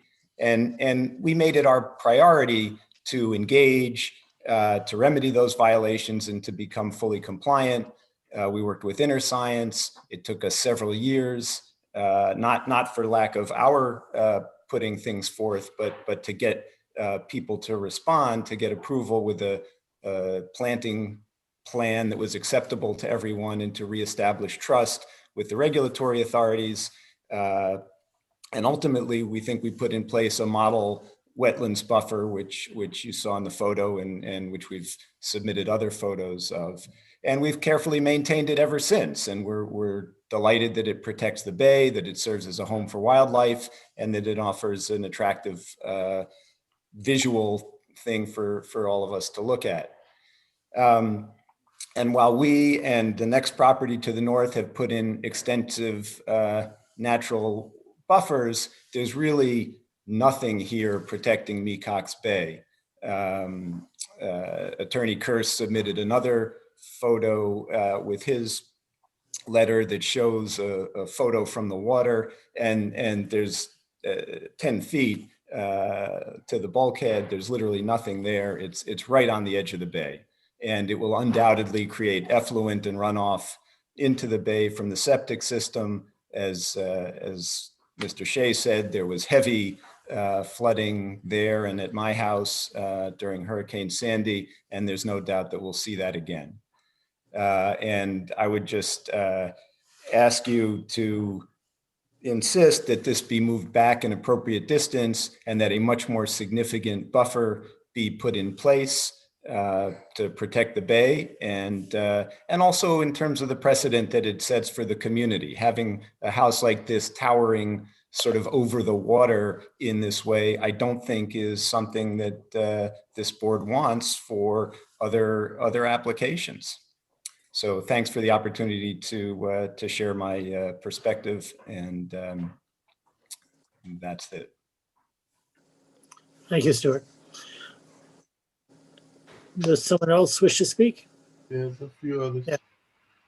Go ahead. Go ahead, Mr. Grover. You have to unmute.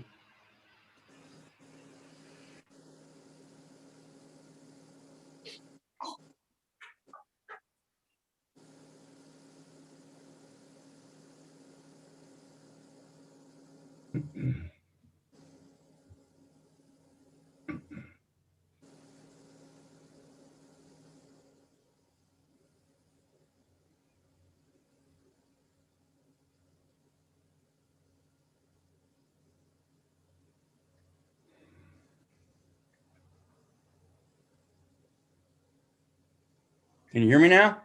Yes. My apologies for my pathetic technical skills.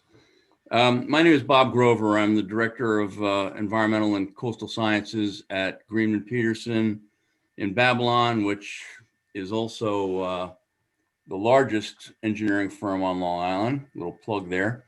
So I'm still not getting the picture right, but I've been retained by a consortium of adjoining landowners, and they are listed in a letter that I submitted to your board this morning.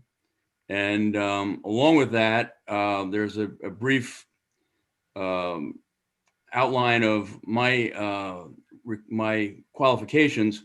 I've actually been doing environmental studies in Southampton for almost 50 years. This is my 49th year. And during that time, my projects have included a number of fairly large projects, very large projects. And they're also listed in my letter, but my resume, which contains all of my qualifications, is appended to the letter I sent this morning. So when I first went to see this site, and I did go to see it, I was astounded at just the mass of the construction in very close proximity to the wetlands, and in particular the cottage with a deck only 10 feet from the wetlands. To me, that's appalling. The use of that deck is going to have a profound adverse impact on the adjacent wetlands, and there's no reason it needs to be there. There's plenty of room on the property to have a much more conforming location for that. And I don't understand why that wasn't taken advantage of. So you still have that opportunity. I've done a couple of analyses of the impacts of all this, and I'd like to share them with you. I'm really concerned about the water quality impacts of this. And you're the conservation board. I don't need to lecture you on nutrient loadings to estuaries. You're all familiar with that. But I did do some calculations. And I'll let you all work out the jurisdiction of whether you can have any jurisdiction over the main house or not. But because of the conventional septic system and the vast increase in the number of bedrooms, the increase in nitrogen loading from the main house is 2.6 times what it was previously. And that's just unacceptable. The cottage has an IA system, which the applicant keeps touting, but it also has more bedrooms than it used to have. And if you work it all out, and I have the calculations are presented in my letter, but increasing the number of bedrooms, I think it went from 1 to 3, that totally negates the nitrogen improvement claimed by the applicant from having the IA system. Why they didn't have an IA system in the main house, just to me is an indicator of the lack of concern for trying to protect the resource. So I also did some calculations of the travel time from the nitrogen from these septic systems to the bay. And as it turns out, the house, which is a little further away than the cottage, obviously, it only takes 7.5 months for the nitrogen from that conventional system to reach the bay. And to me, that's an impact that could have been avoided and is pretty severe. The cottage has, believe it or not, 2.5 months travel time of the nitrogen leachate from their IA system, which again is not reducing the total nitrogen load. And that's how long that's going to take to get to the bay. There was ample opportunity during the course of this project, and the excuse that that's just how it evolved, to me, is unacceptable. There should be a significant reduction or increase in the buffer from the cottage, and possibly even a reduction in the number of bedrooms, anything to try to protect this resource, which is being so egregiously abused by this project. So I implore you to use your authority to require a more reasonable setback and a more reasonable project while you have this opportunity. And I'd be happy to answer any questions you might have.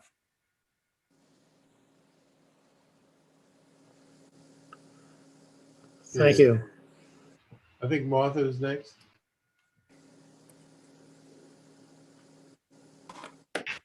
Hi, everyone. If I'm happy to go after Mr. Mcallister, or I can go now, whatever the board's preference. You're talking, go for it. All right, well, then I want to say thanks for having this public hearing, because one of the things that's really interesting about this application is that this is the first public hearing that's ever been held on it. In 2014, when the first permit was applied for, the staff report recommended waiving the public hearing. That means no one got any notice. And there was never a substantive discussion. And that kind of makes sense, because in 2014, we had a 459 square foot cottage in an incredibly non-conforming location, but the applicant was simply going to repair and elevate. Same thing for the 3-car garage that had a non-habitable artist studio, which Susanna said. It was to be repaired in kind and elevated, right, in place. So, I can understand that. But I do think that there's something worth noting in the 2014 staff report that's an unresolved issue. And that goes right to the heart of what is this board's jurisdiction here? Is it 50 feet or is it 200 feet? The provision of Chapter 325 that gives an applicant the benefit of a reduced 50-foot jurisdiction for this board comes out of 325-4, subsection B9, and it requires a showing of 2 prongs, right? You have to have 2 things. One is 100 linear feet of functional bulkhead, and the other is you have to have no vegetated wetlands landward of the buffer. And so we have 2 things here, right? And if you don't have one of them, it fails, and this board has 200 foot jurisdiction. And so I want to read you something from the 2014 staff report. The shorefront of the property is bulkheaded. However, due to the extensive Phragmites thickets along part of the westerly shorefront, it is unclear as to whether or not the entire wall structure was built and engineered to function as a bulkhead, or whether part of the structure was simply built as a retaining wall where the Phragmite thickets occur. There is no bulkhead on the abutting waterfront property to the north. Within this area, alongside the northerly property boundary, the naturally vegetated tidal wetlands extend landward of the bulkhead.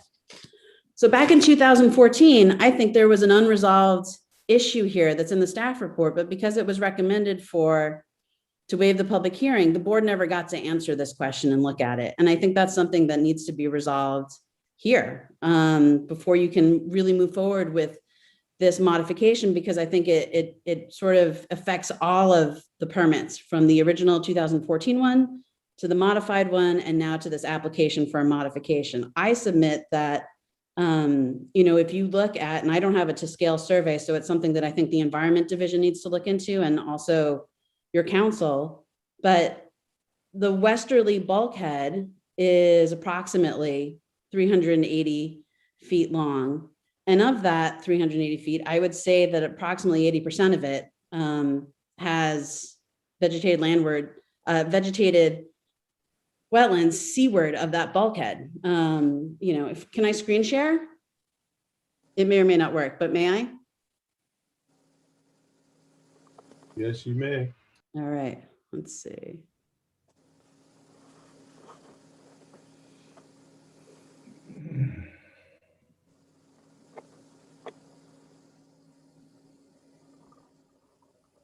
Hold on just one second.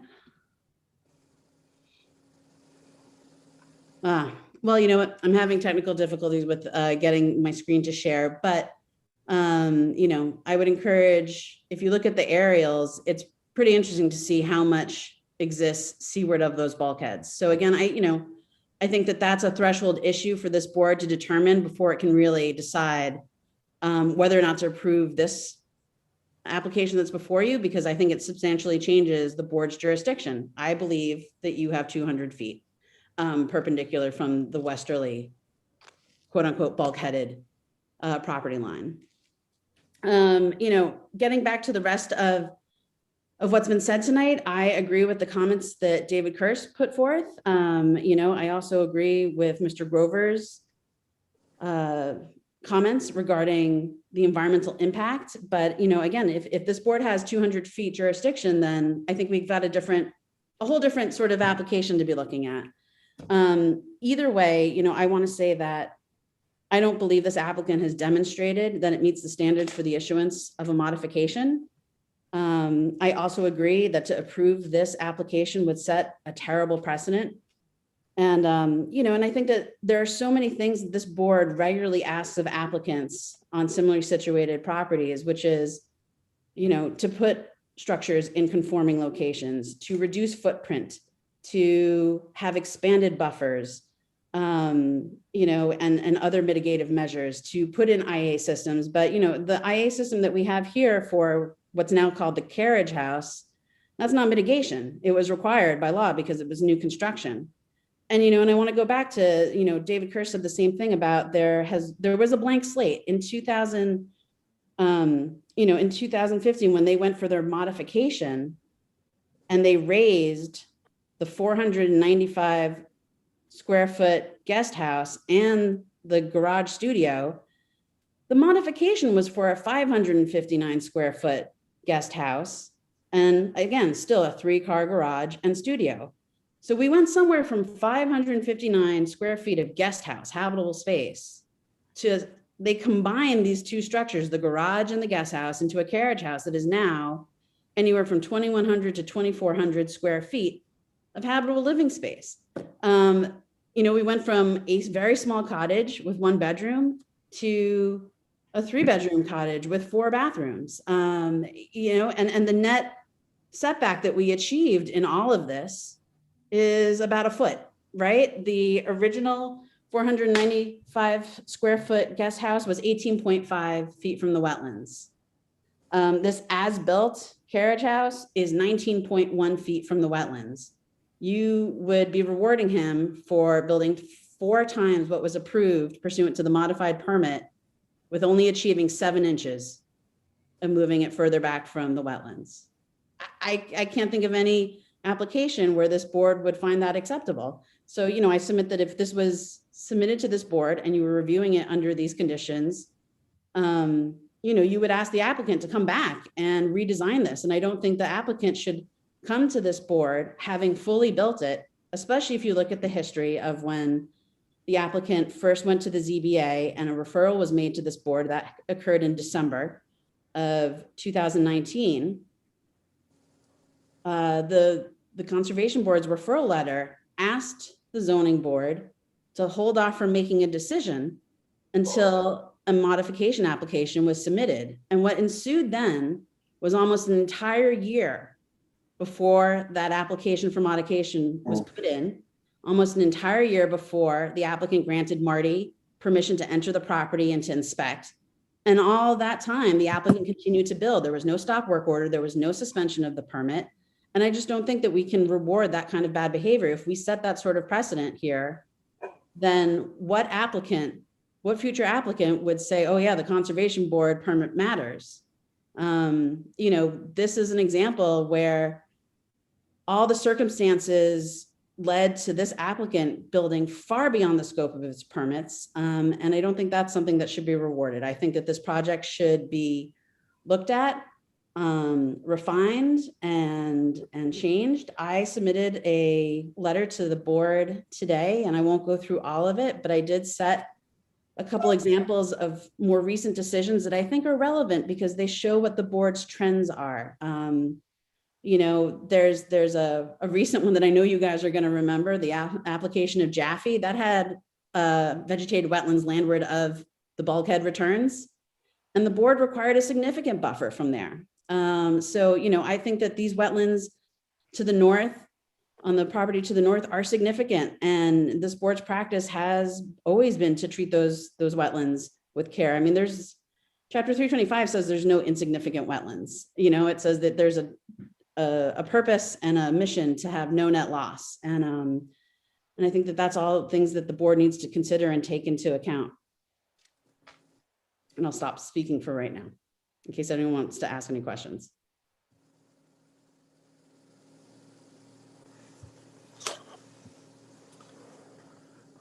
Is there someone else who would like to speak?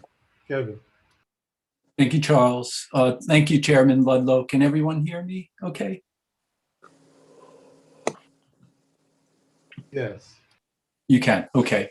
Thank you. My name's Kevin Mcallister. I'm founder and president of Defend H2O. We're based in Sag Harbor.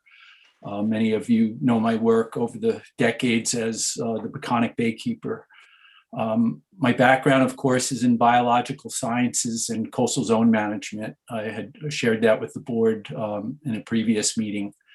I've certainly been addressing natural shorelines and the need to protect them, as well as sewage reform for some time. Obviously, the waterfront properties are critical buffers. And in this particular instance, you can see, of course, the bulkhead heading that was installed some time ago with a limited marsh fringe. Just for clarification, I hear this often, whether or not these bulkheads are in jurisdiction or out of jurisdiction. Let me make this point perfectly clear. With the implications of sea level rise and what we can expect in coming decades, New York State is projected up to 30 inches in 40 years. That's monumental change. These wetlands need to migrate and find their own limits. The installations of bulkheads and retaining walls that are set back out of jurisdiction, it really is just a matter of time before they come into play. So we are pinching off wetlands, their ability to migrate and move, and again, find the suitable elevations. I believe over time, this fringe will disappear. It'll eventually be drowned with its inability to move. So we are talking about losses to biofiltration, so improving groundwater that would be coming off of the site, stormwater runoff, obviously habitat value, flood attenuation. I mean, these are critical components. In a larger scale, of course, with this particular property and what has transformed over time with the mounding, not to be glib, but this will eventually be a sore thumb out there as we do see sea level rise. The fringe will disappear, and it'll probably try to wrap to the north as described with that buffer. So, thinking forward, it's really important section of that property that needs to be protected. The last item on wastewater treatment, and if you're familiar with my efforts, I go back probably 10, 11, 12 years in talking about the need to transition to these IA systems to reduce nitrogen loading to our water bodies. I put a lot of work in, again, in the early years, trying to bring these systems to the attention of Suffolk County. Been before them many times on urging them to incorporate the needed reforms that would require these systems and move us into a new era. I was disheartened to see, because again, I recognize the purity of when these codes came in. Marty cited Southampton's adoption of requiring these systems. It seems to be a couple of years off on time. But it's discouraging with 14 bedrooms that an IA was not incorporated. And I can tell you these were not precluded for installation. It was merely having to go before the Board of Health to seek the approval. And I can assure you by that time, when we're talking about this installation, these systems were coming into mainstream, and I would be confident that it would have been adopted on site. You're in a very difficult position. And again, I think the board really is, striving to be proactive to protect the integrity of these coastal areas. In this case, for the most part, we have as built. But I would urge this board not to memorialize, really bad behavior in jumping forward with construction that isn't necessarily consistent with the codes.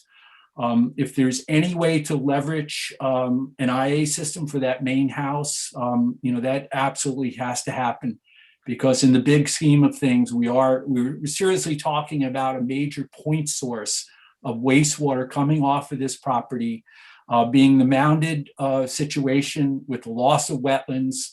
The attenuation will not be there for the nitrogen. We will further degrade water quality. So again, two key points: be mindful of these retaining walls and the bulkheads and what they mean to natural shorelines over the long term.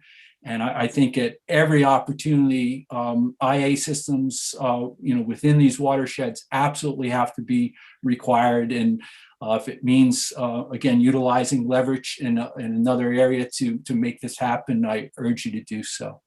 So thank you very much for considering my comments. Thank you. Is there someone else who would like to speak on this application? Yeah, Marty, I just wanted to offer one comment regarding the bulkhead reconstruction. Obviously, the new bulkhead was permitted by the Board of Trustees. In the event that they would have had to make application to the Conservation Board for bulkhead reconstruction, I would have asked that alternatives be explored, understanding the long-term impacts of global sea level rise and the need for wetlands to migrate landward. So I hear those concerns. Unfortunately, this board had no jurisdiction over the bulkhead replacement. Thank you.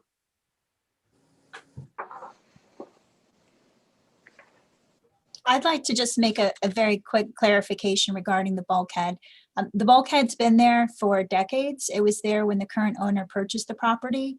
And I was on the property in 2014 and took tons of photos showing a completely functional bulkhead, which I can show the board if you're interested. And our office got the approvals from all of the involved agencies to replace the bulkhead, replace the old treated wood bulkhead with non-treated materials in 2015. And so that was done according to all the required permits. So I don't think there's any question of the bulkhead's functionality at any time. There's a completely functional bulkhead as it exists today. Was there when the property was purchased, and was there when the bulkhead was replaced in 2014. And I have lots of photo documentation if anyone's interested from 2014, since I've been working on this property since that time. Susanna, just a question for you. This is a big project. How close is it to being finished? I believe that the main house is being sided. When I was there, when I put in the modification application, I guess it was late fall. I can show you pictures at that time. The guest, let's see. Bailey Larkin with Bennett and Reed. We represent the applicant, River Rock Structure Capital. The house is about 70% complete, the main house. We actually just received photos that sheetrock was installed. All of the plumbing and electrical has been installed. The roof is complete. Siding is being put on right now. All the windows are installed. So the contractor estimated about 70% completion on the main house. The carriage house is fully constructed, 100% complete. Thank you. If I may add quickly, David Kurse again. Not only is the carriage house fully constructed, but it's furnished and being lived in, all without a certificate of occupancy. So to show the actions of the applicant here, I think that's another nail in their coffin, to show that they're not the generous and mercurial doing the best for the wetlands here. They're again flaunting the code as they have this board's approvals. Thank you. I have a question for Mr. Gross, if he can help us out. Mr. Gross, can you unmute? Maybe you can help me out with the question. When was the wetlands flagged on your property? I'm not sure what you mean by the word flagged. Wetlands on your property, correct? You're the property to the north of the moonbeam? Correct. And that the wetlands that we're talking about, it was revetted? So when we bought the property, the prior owner had cleared a lot of Phragmites, but had not put in place any sort of wetlands planting plan, and had been cited for a number of violations. What year And was so that, we think? bought the property in 2000. Okay. And go ahead, David. If I may add, I can answer the question. You see where I'm going with this question? It has to relate to 325 4B9 about unrevetted wetland exists landward of such bulkheading or revetment. And that's what I'm looking to say. So it's not a bulkheading issue at this point. I'm just looking to establish the wetland. The notes on the surveys by the applicant say that tidal wetland was flagged January 7th of 2008, well before their application. Susanna, back to my questioning.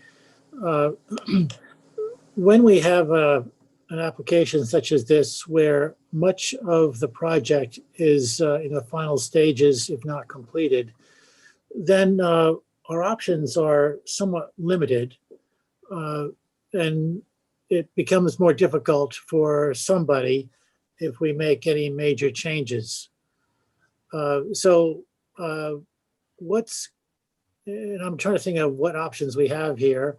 The infraction of the footage of infraction of not building according to the plan is somewhat minor. It's only, I think somebody said a foot or two.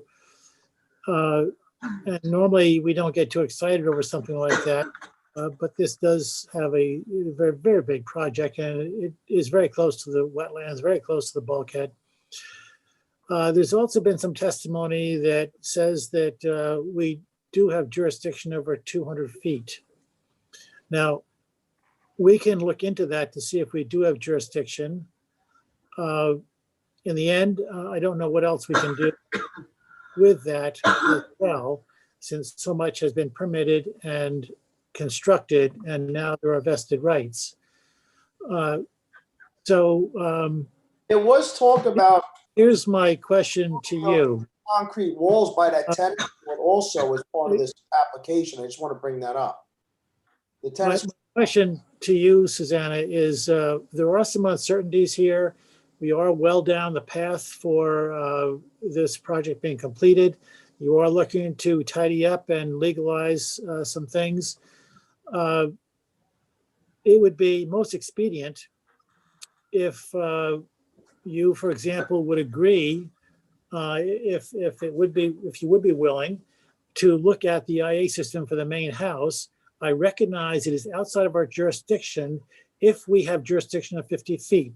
But if in fact we have jurisdiction of 200 feet, and we can go and look into that to see if we do have jurisdiction, or we could just skip that whole thing and you just say, hey, this is something that my client is interested in doing to do the right thing for this project. Sure, it's after the fact. Sure, it's a little bit onerous, but in the scope of things, especially of this size project, it may not be such a big deal. And that could be significant mitigation for all these infractions to perhaps remedy and move on with a project that perhaps should have had more scrutiny earlier, or perhaps not. We don't know for sure. I would have to say, Harry, that I totally agree with you. Harry, I'd like to say one more thing if I may. Sure. So I just want to address that issue of vested rights. And again, you can have your counsel advise you as to it, but the general rule in New York is that vested rights for permits that are perhaps issued based on a mistake of facts or in violation of the law. And we know here that this applicant has built far beyond the scope of his permit, which means beyond the scope of the law. There are no vested rights when that happens. And it's regardless of expense. And that's a general sort of proposition that New York courts have held. So again, you can have counsel advise you on that, but I don't want this board to proceed under the misimpression that there are vested rights here, because vested rights are when you're in compliance with the law and there have been no mistakes. And I think that if the board's jurisdiction changes here because it wasn't properly addressed in the beginning, then we have certain issues that need to be cleared up first.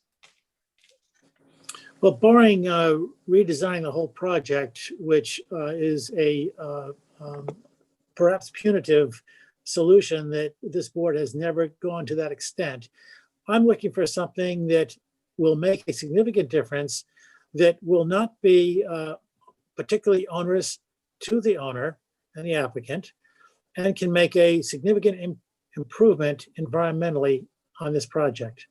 And that's why I present that to you, Susanna, to see if you're willing to pursue that to accomplish something that we believe would be a benefit to this property.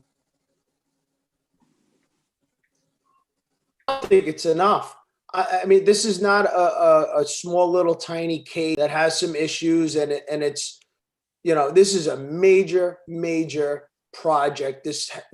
The buildings on this site take up a lot of the footprint. I don't see why those cottages can't be moved to meet what's going to be jurisdiction for us for 200 feet. I think a D-night is essential.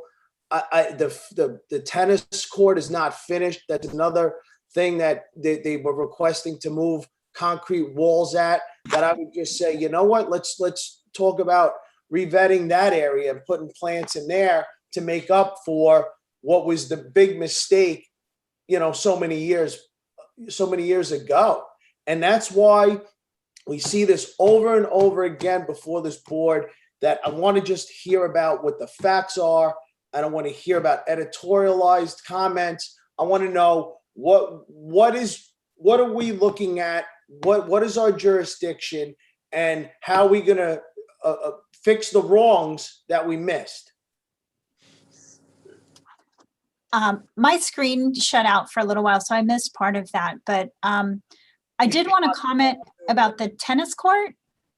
Maybe you misunderstood what we're proposing there. The tennis court was approved, and it was constructed in the location where it was approved. It was approved by the Conservation Board.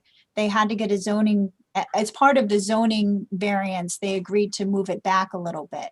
And there are some walls that were proposed around the wall that are no longer proposed. So it's not that we're making a big change to the tennis court. The size is being reduced, the tennis court size is being reduced, but it was in the location of a previously approved tennis court in the location of a pre-existing paddleball court. So I don't think eliminating the tennis court is something that should be up for discussion.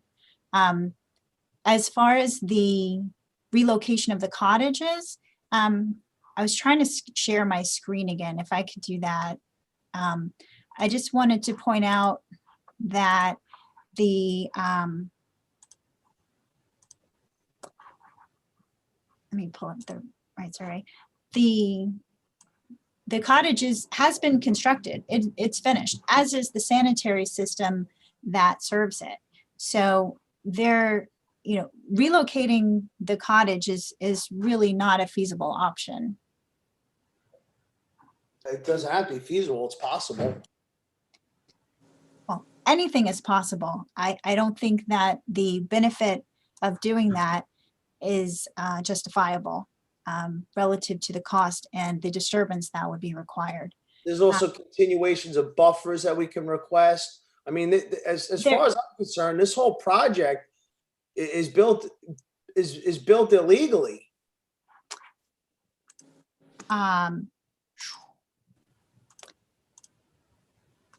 That's not the, actually, I wanted to show the photos. This is the 2014 bulkhead that was completely intact and functional. Yeah, but there's wetlands next door. That's right. So the bulkhead issue is moot. Okay, I just want to make sure that's the case. Yeah, the only wetlands that are not completely separated from this property are on the adjacent property to the north. We can, as Harry requested, to answer Harry's question, we can absolutely look into converting the septic system for the main house into an IA system. And we can talk with the homeowner about potential changes to the buffer and work along with Marty to see if that's something that would be required and would be helpful. Marty was ready to approve this project as is. And I'm not cool with an IA system, so I'm a no vote no matter what. I think we should revoke this permit. I'd like to adjourn this hearing and I'd like to get more information about the wetlands, to really have, an idea of what our jurisdiction is. Because that really matters.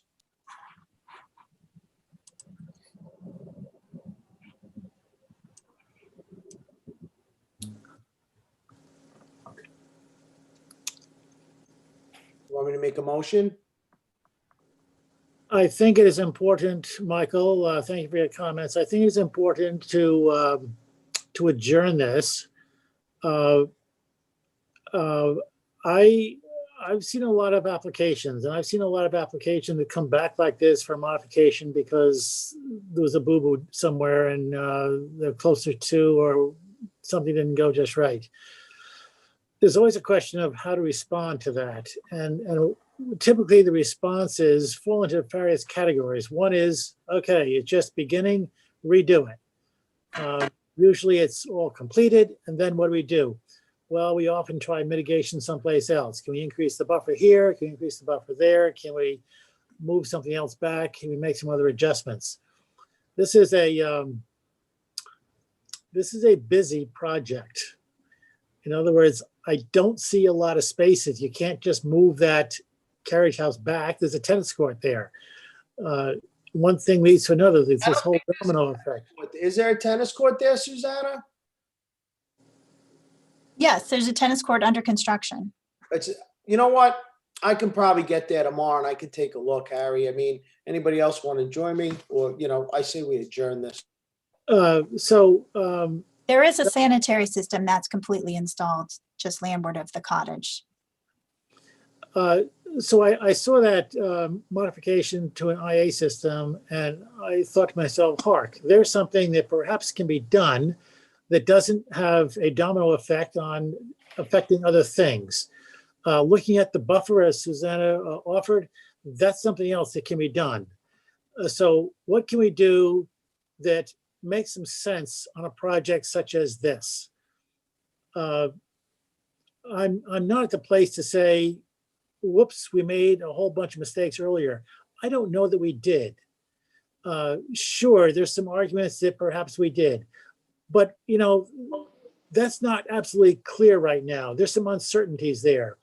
So I'm trying to avoid that whole issue, not to not recognize it, not to sweep it under the rug, but look at current reality from here. Where do we go? What is possible? What is fair?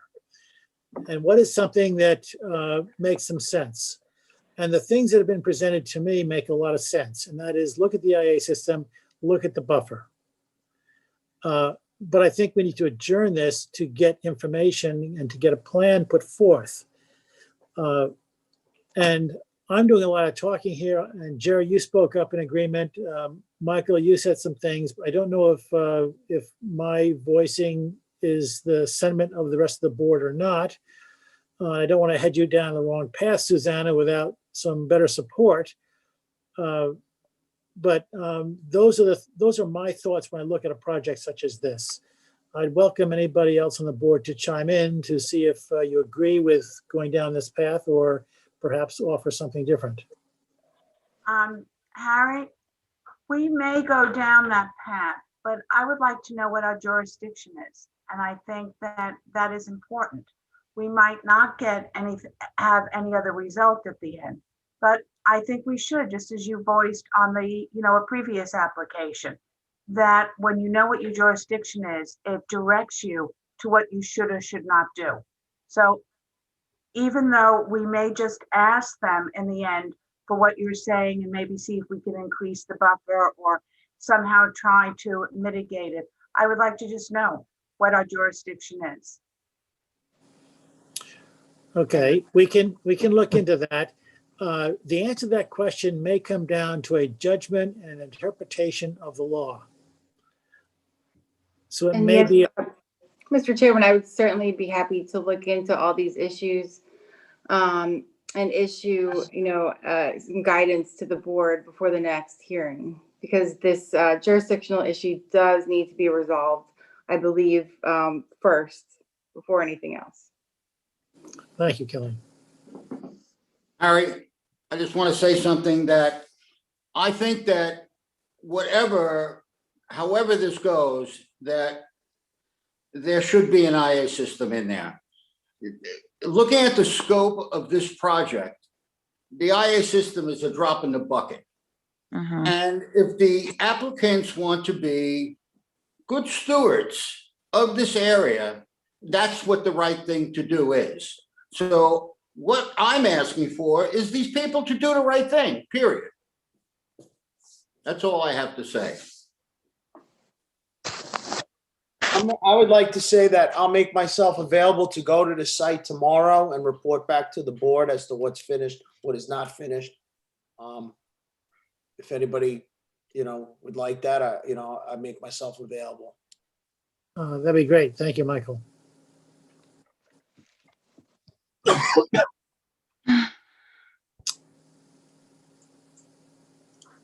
We need to, is there anyone else who'd like to speak in this application?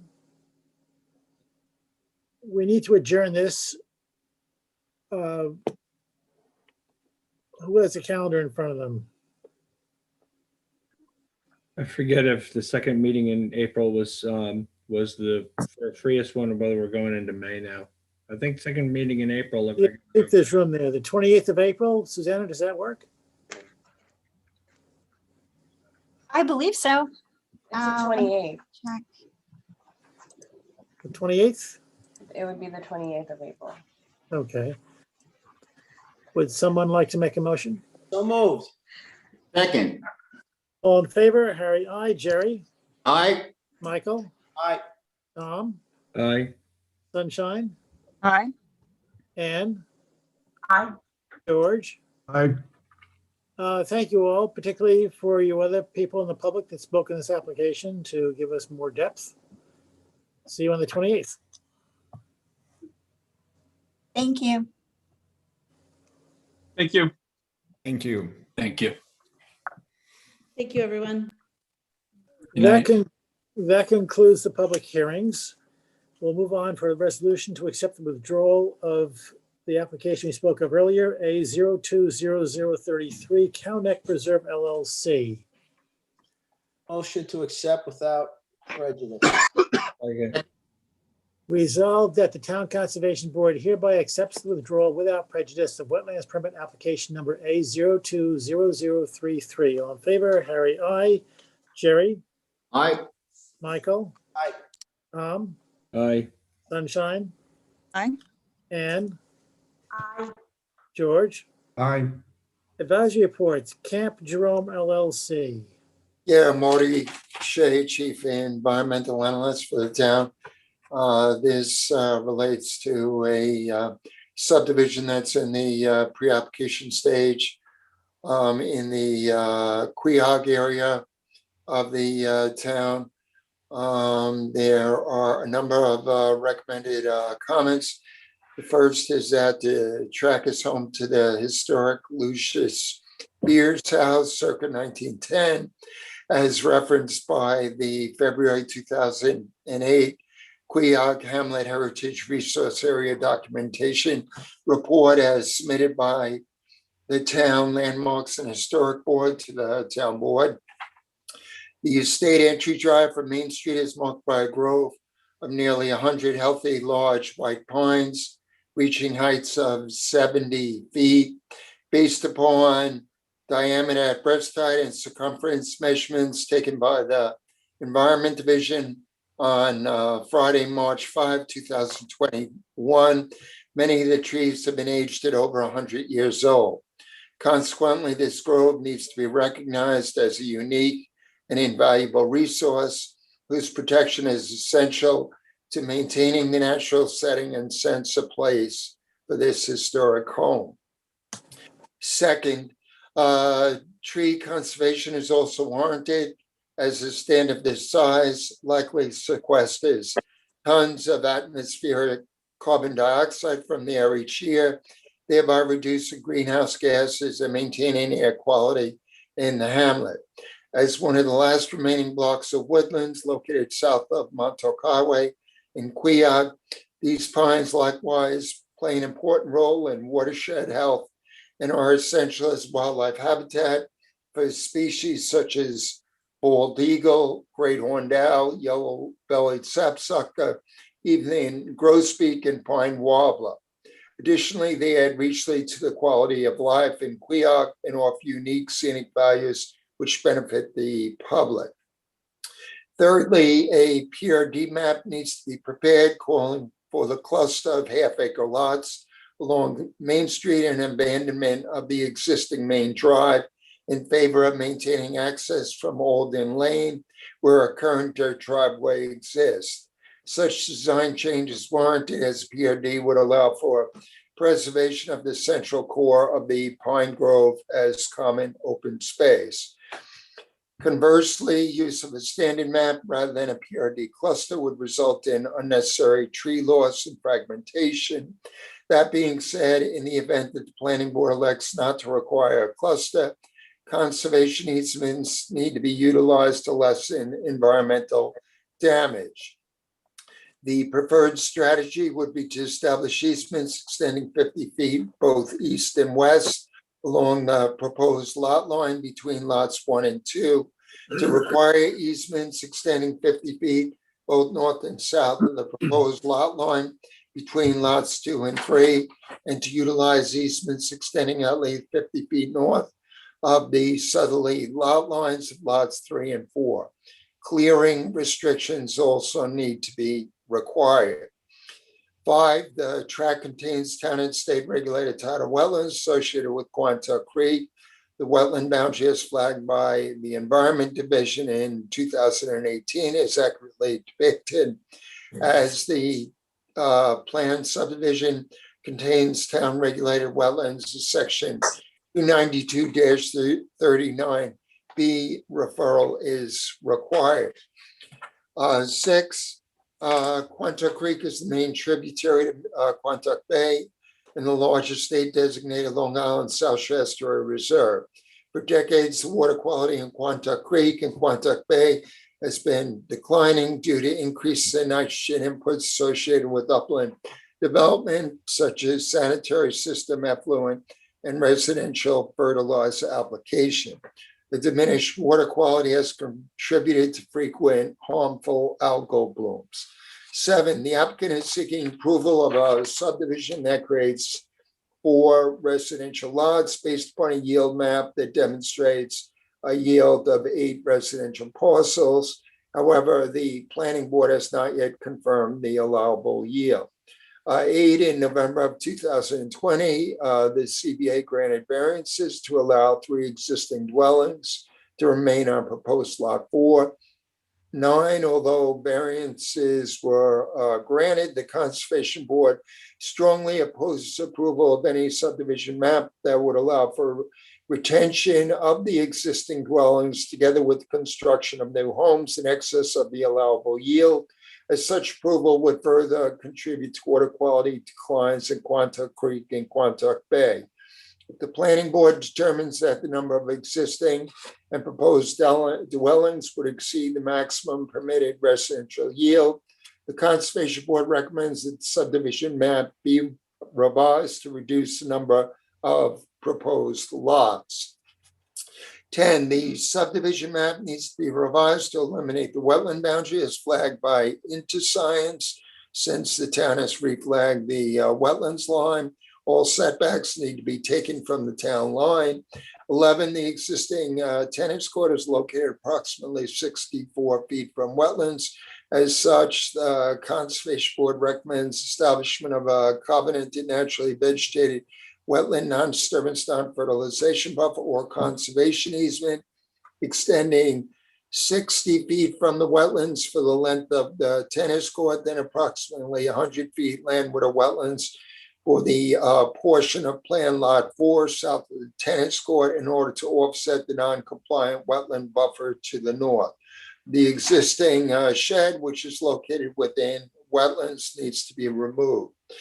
12, at the time of the March 4 and 5, 2021 Environment Division inspections, it was noted that nearly 10,000 square feet of formerly disturbed tidal wetlands are being reclaimed by planting of Spartina patens plugs with goose exclusion mesh string fences with flash and haven't been installed. At least 100 Spartina plugs have become dislodged either due to flooding or improper planting. Consequently, the applicant needs to reinstall these plugs in order to ensure plant survival and success of the wetland restoration effort. 13, the applicant needs to provide clarification as to why they proceeded with wetland restoration activities without required administrative wetland permits, and to submit a schedule for monitoring and management of the area, as well as for long-term removal of the exclusion fences.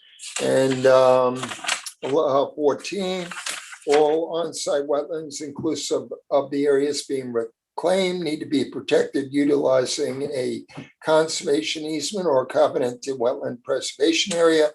15, any subdivision approval needs to be conditioned upon restoration of the disturbed portions of the required buffer through tree preservation, discontinuance of mowing, native revegetation, and allowance for a natural recovery. Any portions of the main driveway which are being abandoned need to be reforested with white pine. And lastly, the track is located within the town's high priority water quality improvement zone. As such, subdivision map needs to be revised to indicate that construction of new dwellings and significant expansion of the existing dwellings shall be conditioned upon the installation of new innovative alternative on-site wastewater treatment systems in accordance with section 122-52 of the town code. Thank you. Motion to send those comments to the planning board. Second. All in favor, Harry, I, Jerry, Aye. Michael, Aye. Tom, Aye. Sunshine, Aye. Ann, Aye. George, Aye. and M4 Lumber Holding LLC. This is a subdivision that's in the final stage along Lumber Lane in the hamlet of Bridgehampton. There are several recommended comments. First indicates that the applicant is seeking to amend the previously approved subdivision map in order to create 4 residential lots, which are more consistent in lot area. They're also looking to establish an ag reserve lot. Second, historically, the tract had been farmed.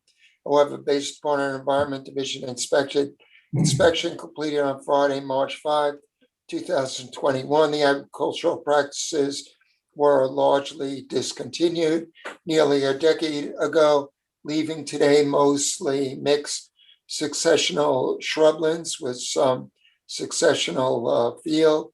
Thirdly, the March 5, 2021 field assessment has revealed that the predominant stormwater and drainage likely flows from the northwest across the north property line towards the deep, well-thicketed swale and ravine occurring on proposed lots 3, 5, and part of 2, with lesser yet significant water flowing from the northeast through the secondary broader, less defined vegetated swale to the east, where the drainage easement is currently proposed.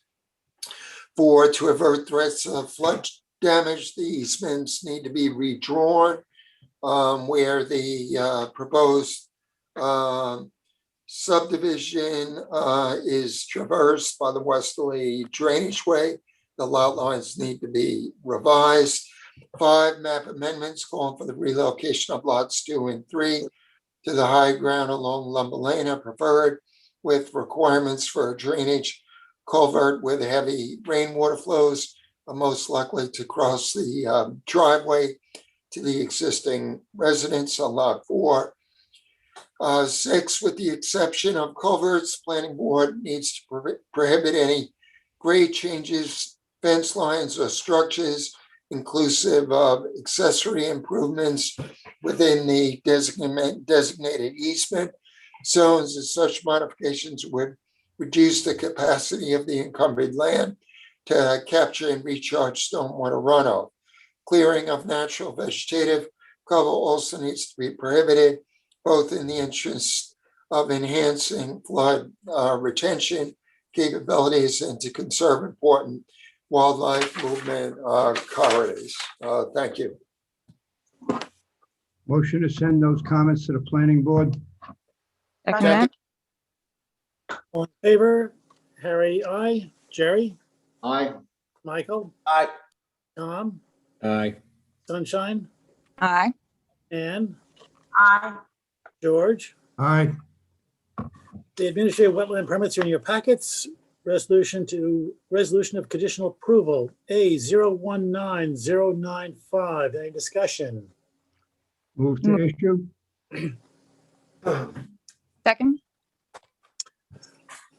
Resolve that the conditional wetland permit approval be granted to Alexander Napick, Alexis Napick, George Napick, Maria Napick for the proposed project on the terms and conditions set forth therein. All in favor? Harry, I, Jerry, Aye. Michael, Aye. Tom, Aye. Sunshine, Aye. Ann, Aye. George. Aye. A021010, Richard Heyman and Elise Heyman. Any discussion? Move to issue.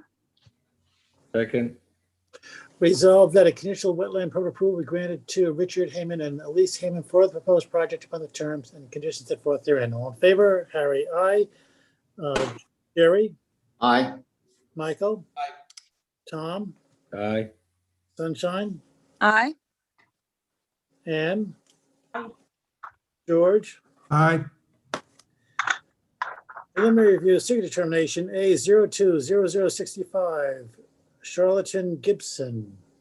This application relates to an existing residentially developed property on Island Creek Road in the Hamilton North Sea. There is a preliminary advisory report on file dated March 4, 2021. The applicant is seeking the wetlands permit in order to renovate the existing residence to add a second story and first story addition. The septic system will be upgraded to an IA or WTS. There are various utility and drainage improvements that are planned as well. This is a very constrained property. I have provided the applicant with a sketch recommending maximized wetland buffers on the property and significant restoration in order to offset the impacts of this project. There are various other mitigation recommendations as well. The applicant has agreed with the suggested mitigation. There is sufficient information to make a determination as such.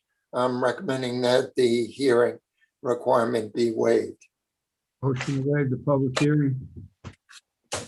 Second. Resolved that the Town Conservation Board hereby waives the public hearing requirement pursuant to Chapter 325, Section 325-80 of the Town Code. All in favor? Harry, aye. Jerry? Aye. Michael?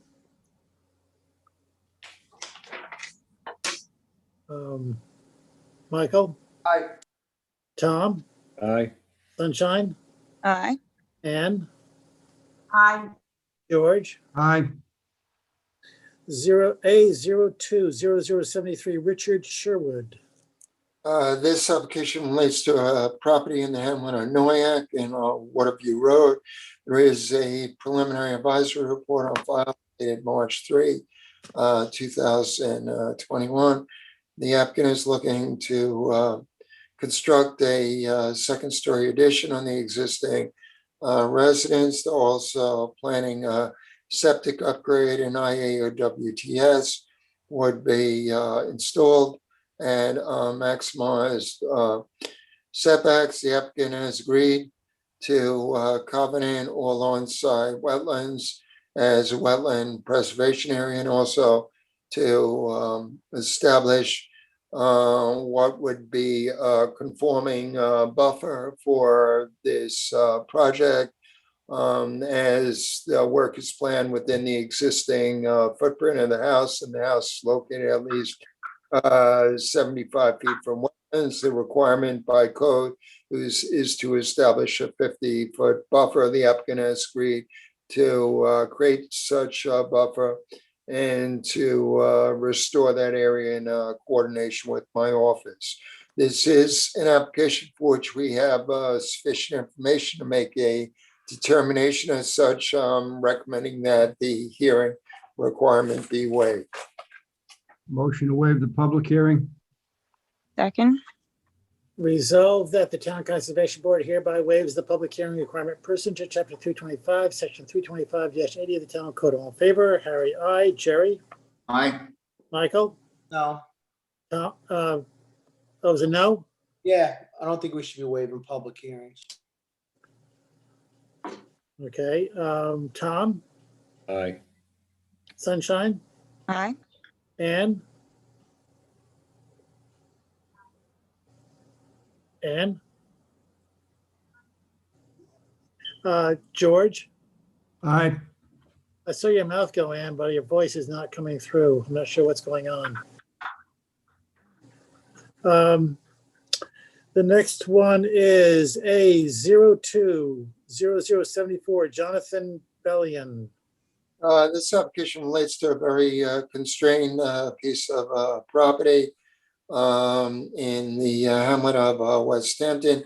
There is a preliminary advisory report on file dated March 2nd, 2021.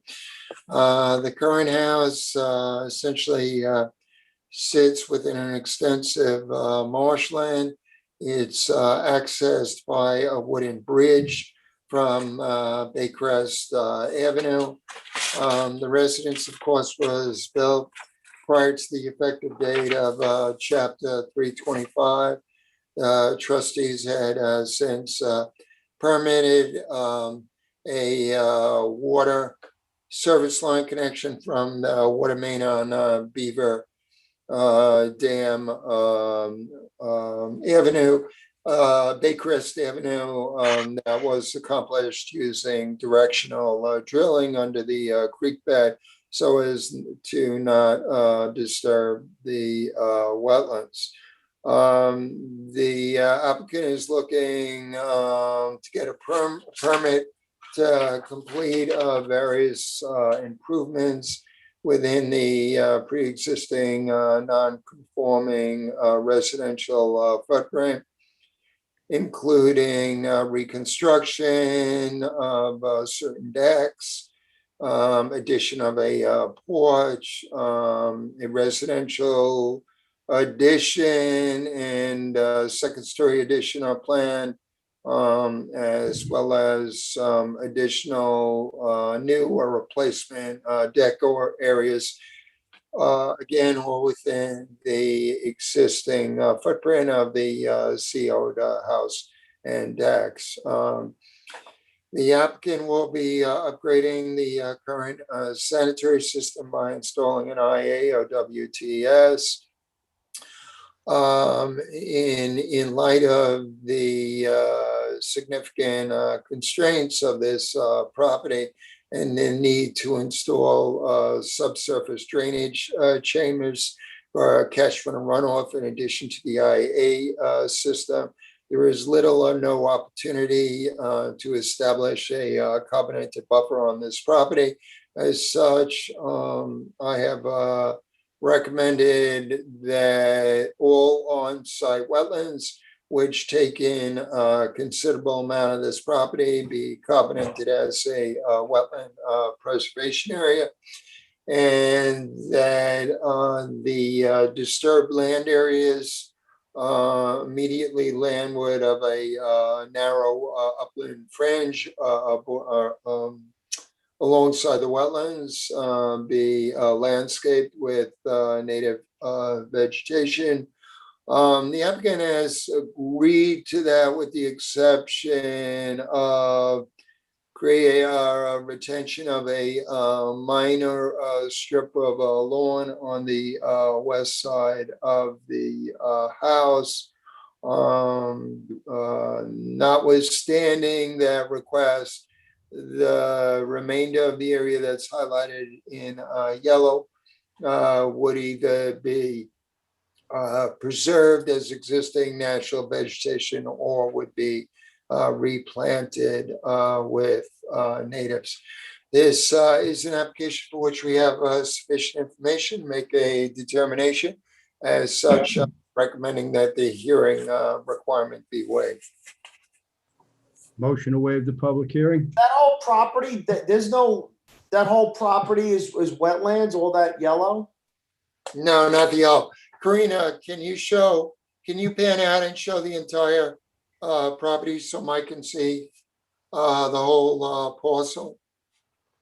No, the yellow are areas that I had, those are upland areas that I had suggested be restored to native vegetation. There are areas of lawn, mostly lawn, that would be disturbed as a result of the septic upgrade and the installation of the subsurface drainage chambers. So after that work is done, I'm looking for the majority of that area to be restored back to native vegetation.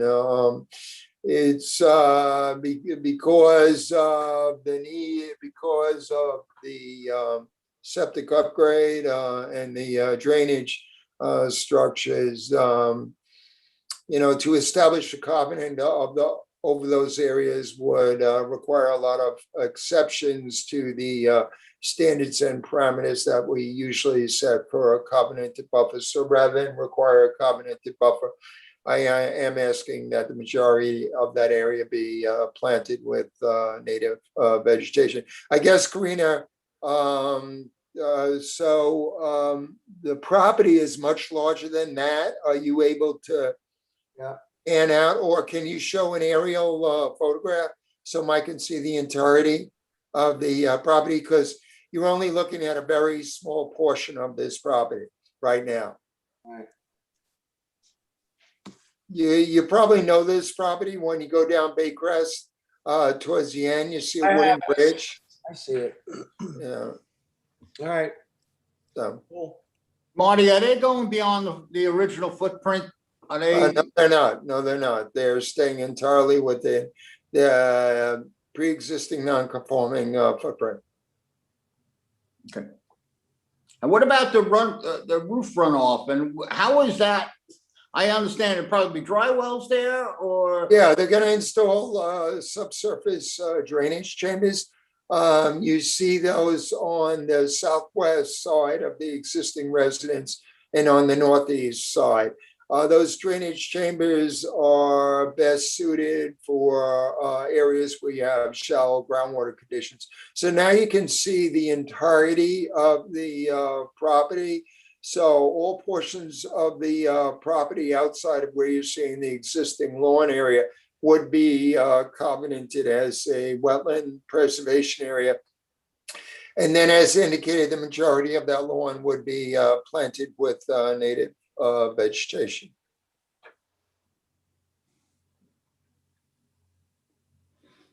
Okay, I repeat my motion to waive the public hearing. Second, Resolved that the Town Conservation Board hereby waives the public hearing requirement pursuant to Chapter 325, Section 325-80 of the Town Code. All in favor? Harry, aye. Jerry? Aye. Michael? Modify my stance. Aye. Tom? Aye. Sunshine? Aye.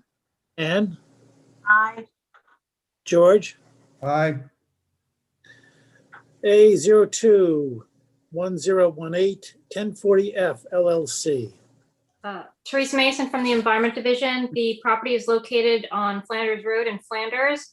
The applicant is seeking to restore some unauthorized clearing and debris removal by installing switchgrass plugs and bayberry containers at residentially zoned property in the hamlet of Flanders. It has frontage on, I believe it's Flanders Bay. And generally, this kind of project would have been approved via an administrative wetlands permit. And the project is consistent with the ecological communities in that area. So as such, we're recommending that the public hearing be waived on this application. Motion to waive the public hearing. Second. Resolved that the Town Conservation Board hereby waives the public hearing requirement pursuant to Chapter 325, Section 325-80 of the Town Code. All in favor? Harry, aye. Jerry? Aye. Michael? Michael? Aye. Tom? Aye. Sunshine? Aye. Ann? Aye. George? Aye. And resolution to issue modification, CB 19047 1076 Ocean Road LLC. Teresa Mason again from the Environment Division. As you stated, the parcel is on Ocean Road in Bridgehampton. The Conservation Board had issued a wetlands permit in 2019 to allow for some additions, and which are described in the resolution. The applicant submitted a request to modify the application in February. The new application to modify requests authorization to demolish an existing concrete ramp and construct new front entry stairs in their general location, to demolish and reconstruct some existing pervious paved walkways, which will be set in sand. They also are seeking to expand and construct a secondary parking area, expand the parking area and construct a secondary parking area, both with which would be pervious. They are also looking to remove the plastic pool step inserts by removing those plastic inserts, installing a steel wall to complete, a steel panel to complete the remaining portion of the wall of the pool and backfill that excavated area with approximately 2 to 3 cubic yards of sand. The demolition would not necessitate, the demolition of the stairs would not necessitate demolition of the swimming pool. And then they would construct a new set of stairs inset into the footprint of the swimming pool. And they would build a small area of patio in the area that was just backfilled and were formerly pool steps. They are also seeking now to construct a pergola over an existing elevated deck. The pergola would have retractable screens and a retractable fabric cover roof. Generally, the project is consistent with the setbacks and the previously approved activities. The modified permit should be conditioned on prohibiting the demolition of any other portions of the swimming pool that are not the existing plastic pool step inserts. And then also prohibiting the demolition of any existing portions of the existing patio as well. Generally, everything else can be approved. And as they are consistent with the site, previously approved project, and the site conditions haven't significantly changed. Motion to issue a modification. Second. Resolved that a wetland permit modification be issued to 1076 Ocean Road LLC for the proposed project upon the terms and conditions set forth therein. All in favor? Harry, aye. Jerry? Aye. Michael? Aye. Tom? Aye. Sunshine? Aye. Anne? Aye. George? Aye. Thank you all. Is there a motion to adjourn? Oh, you got more, Harry, don't you? Do we? Oh, no. Yeah, We got another page. Look at that. I guess I can't leave yet. Resolution to schedule public hearing, wetland permit modification applications, CB. No action is needed on 28 Kendall's Lane. We're just postponing the application right now to the next meeting. Okay, resolution to transfer A019116 Flanders Realty Corp. And what is this? This is just a transfer. We just need a motion. Yes, just a motion. Motion to transfer. Ownership. Second. Second. Resolved that a conditional wetland permit approval be granted to Flanders Realty Corp. for the proposed project upon the terms and conditions set forth therein. All in favor? Harry, aye. Jerry? Aye. Michael? Aye. Tom? Aye. Sunshine? Aye. Anne? Aye. George? Aye. All right, now we can adjourn. Motion to adjourn. Second. Second. All in favor? Harry, aye. Jerry? Aye. Michael? Aye. Tom? Aye. Sunshine? Aye. Anne? Aye. George? Aye.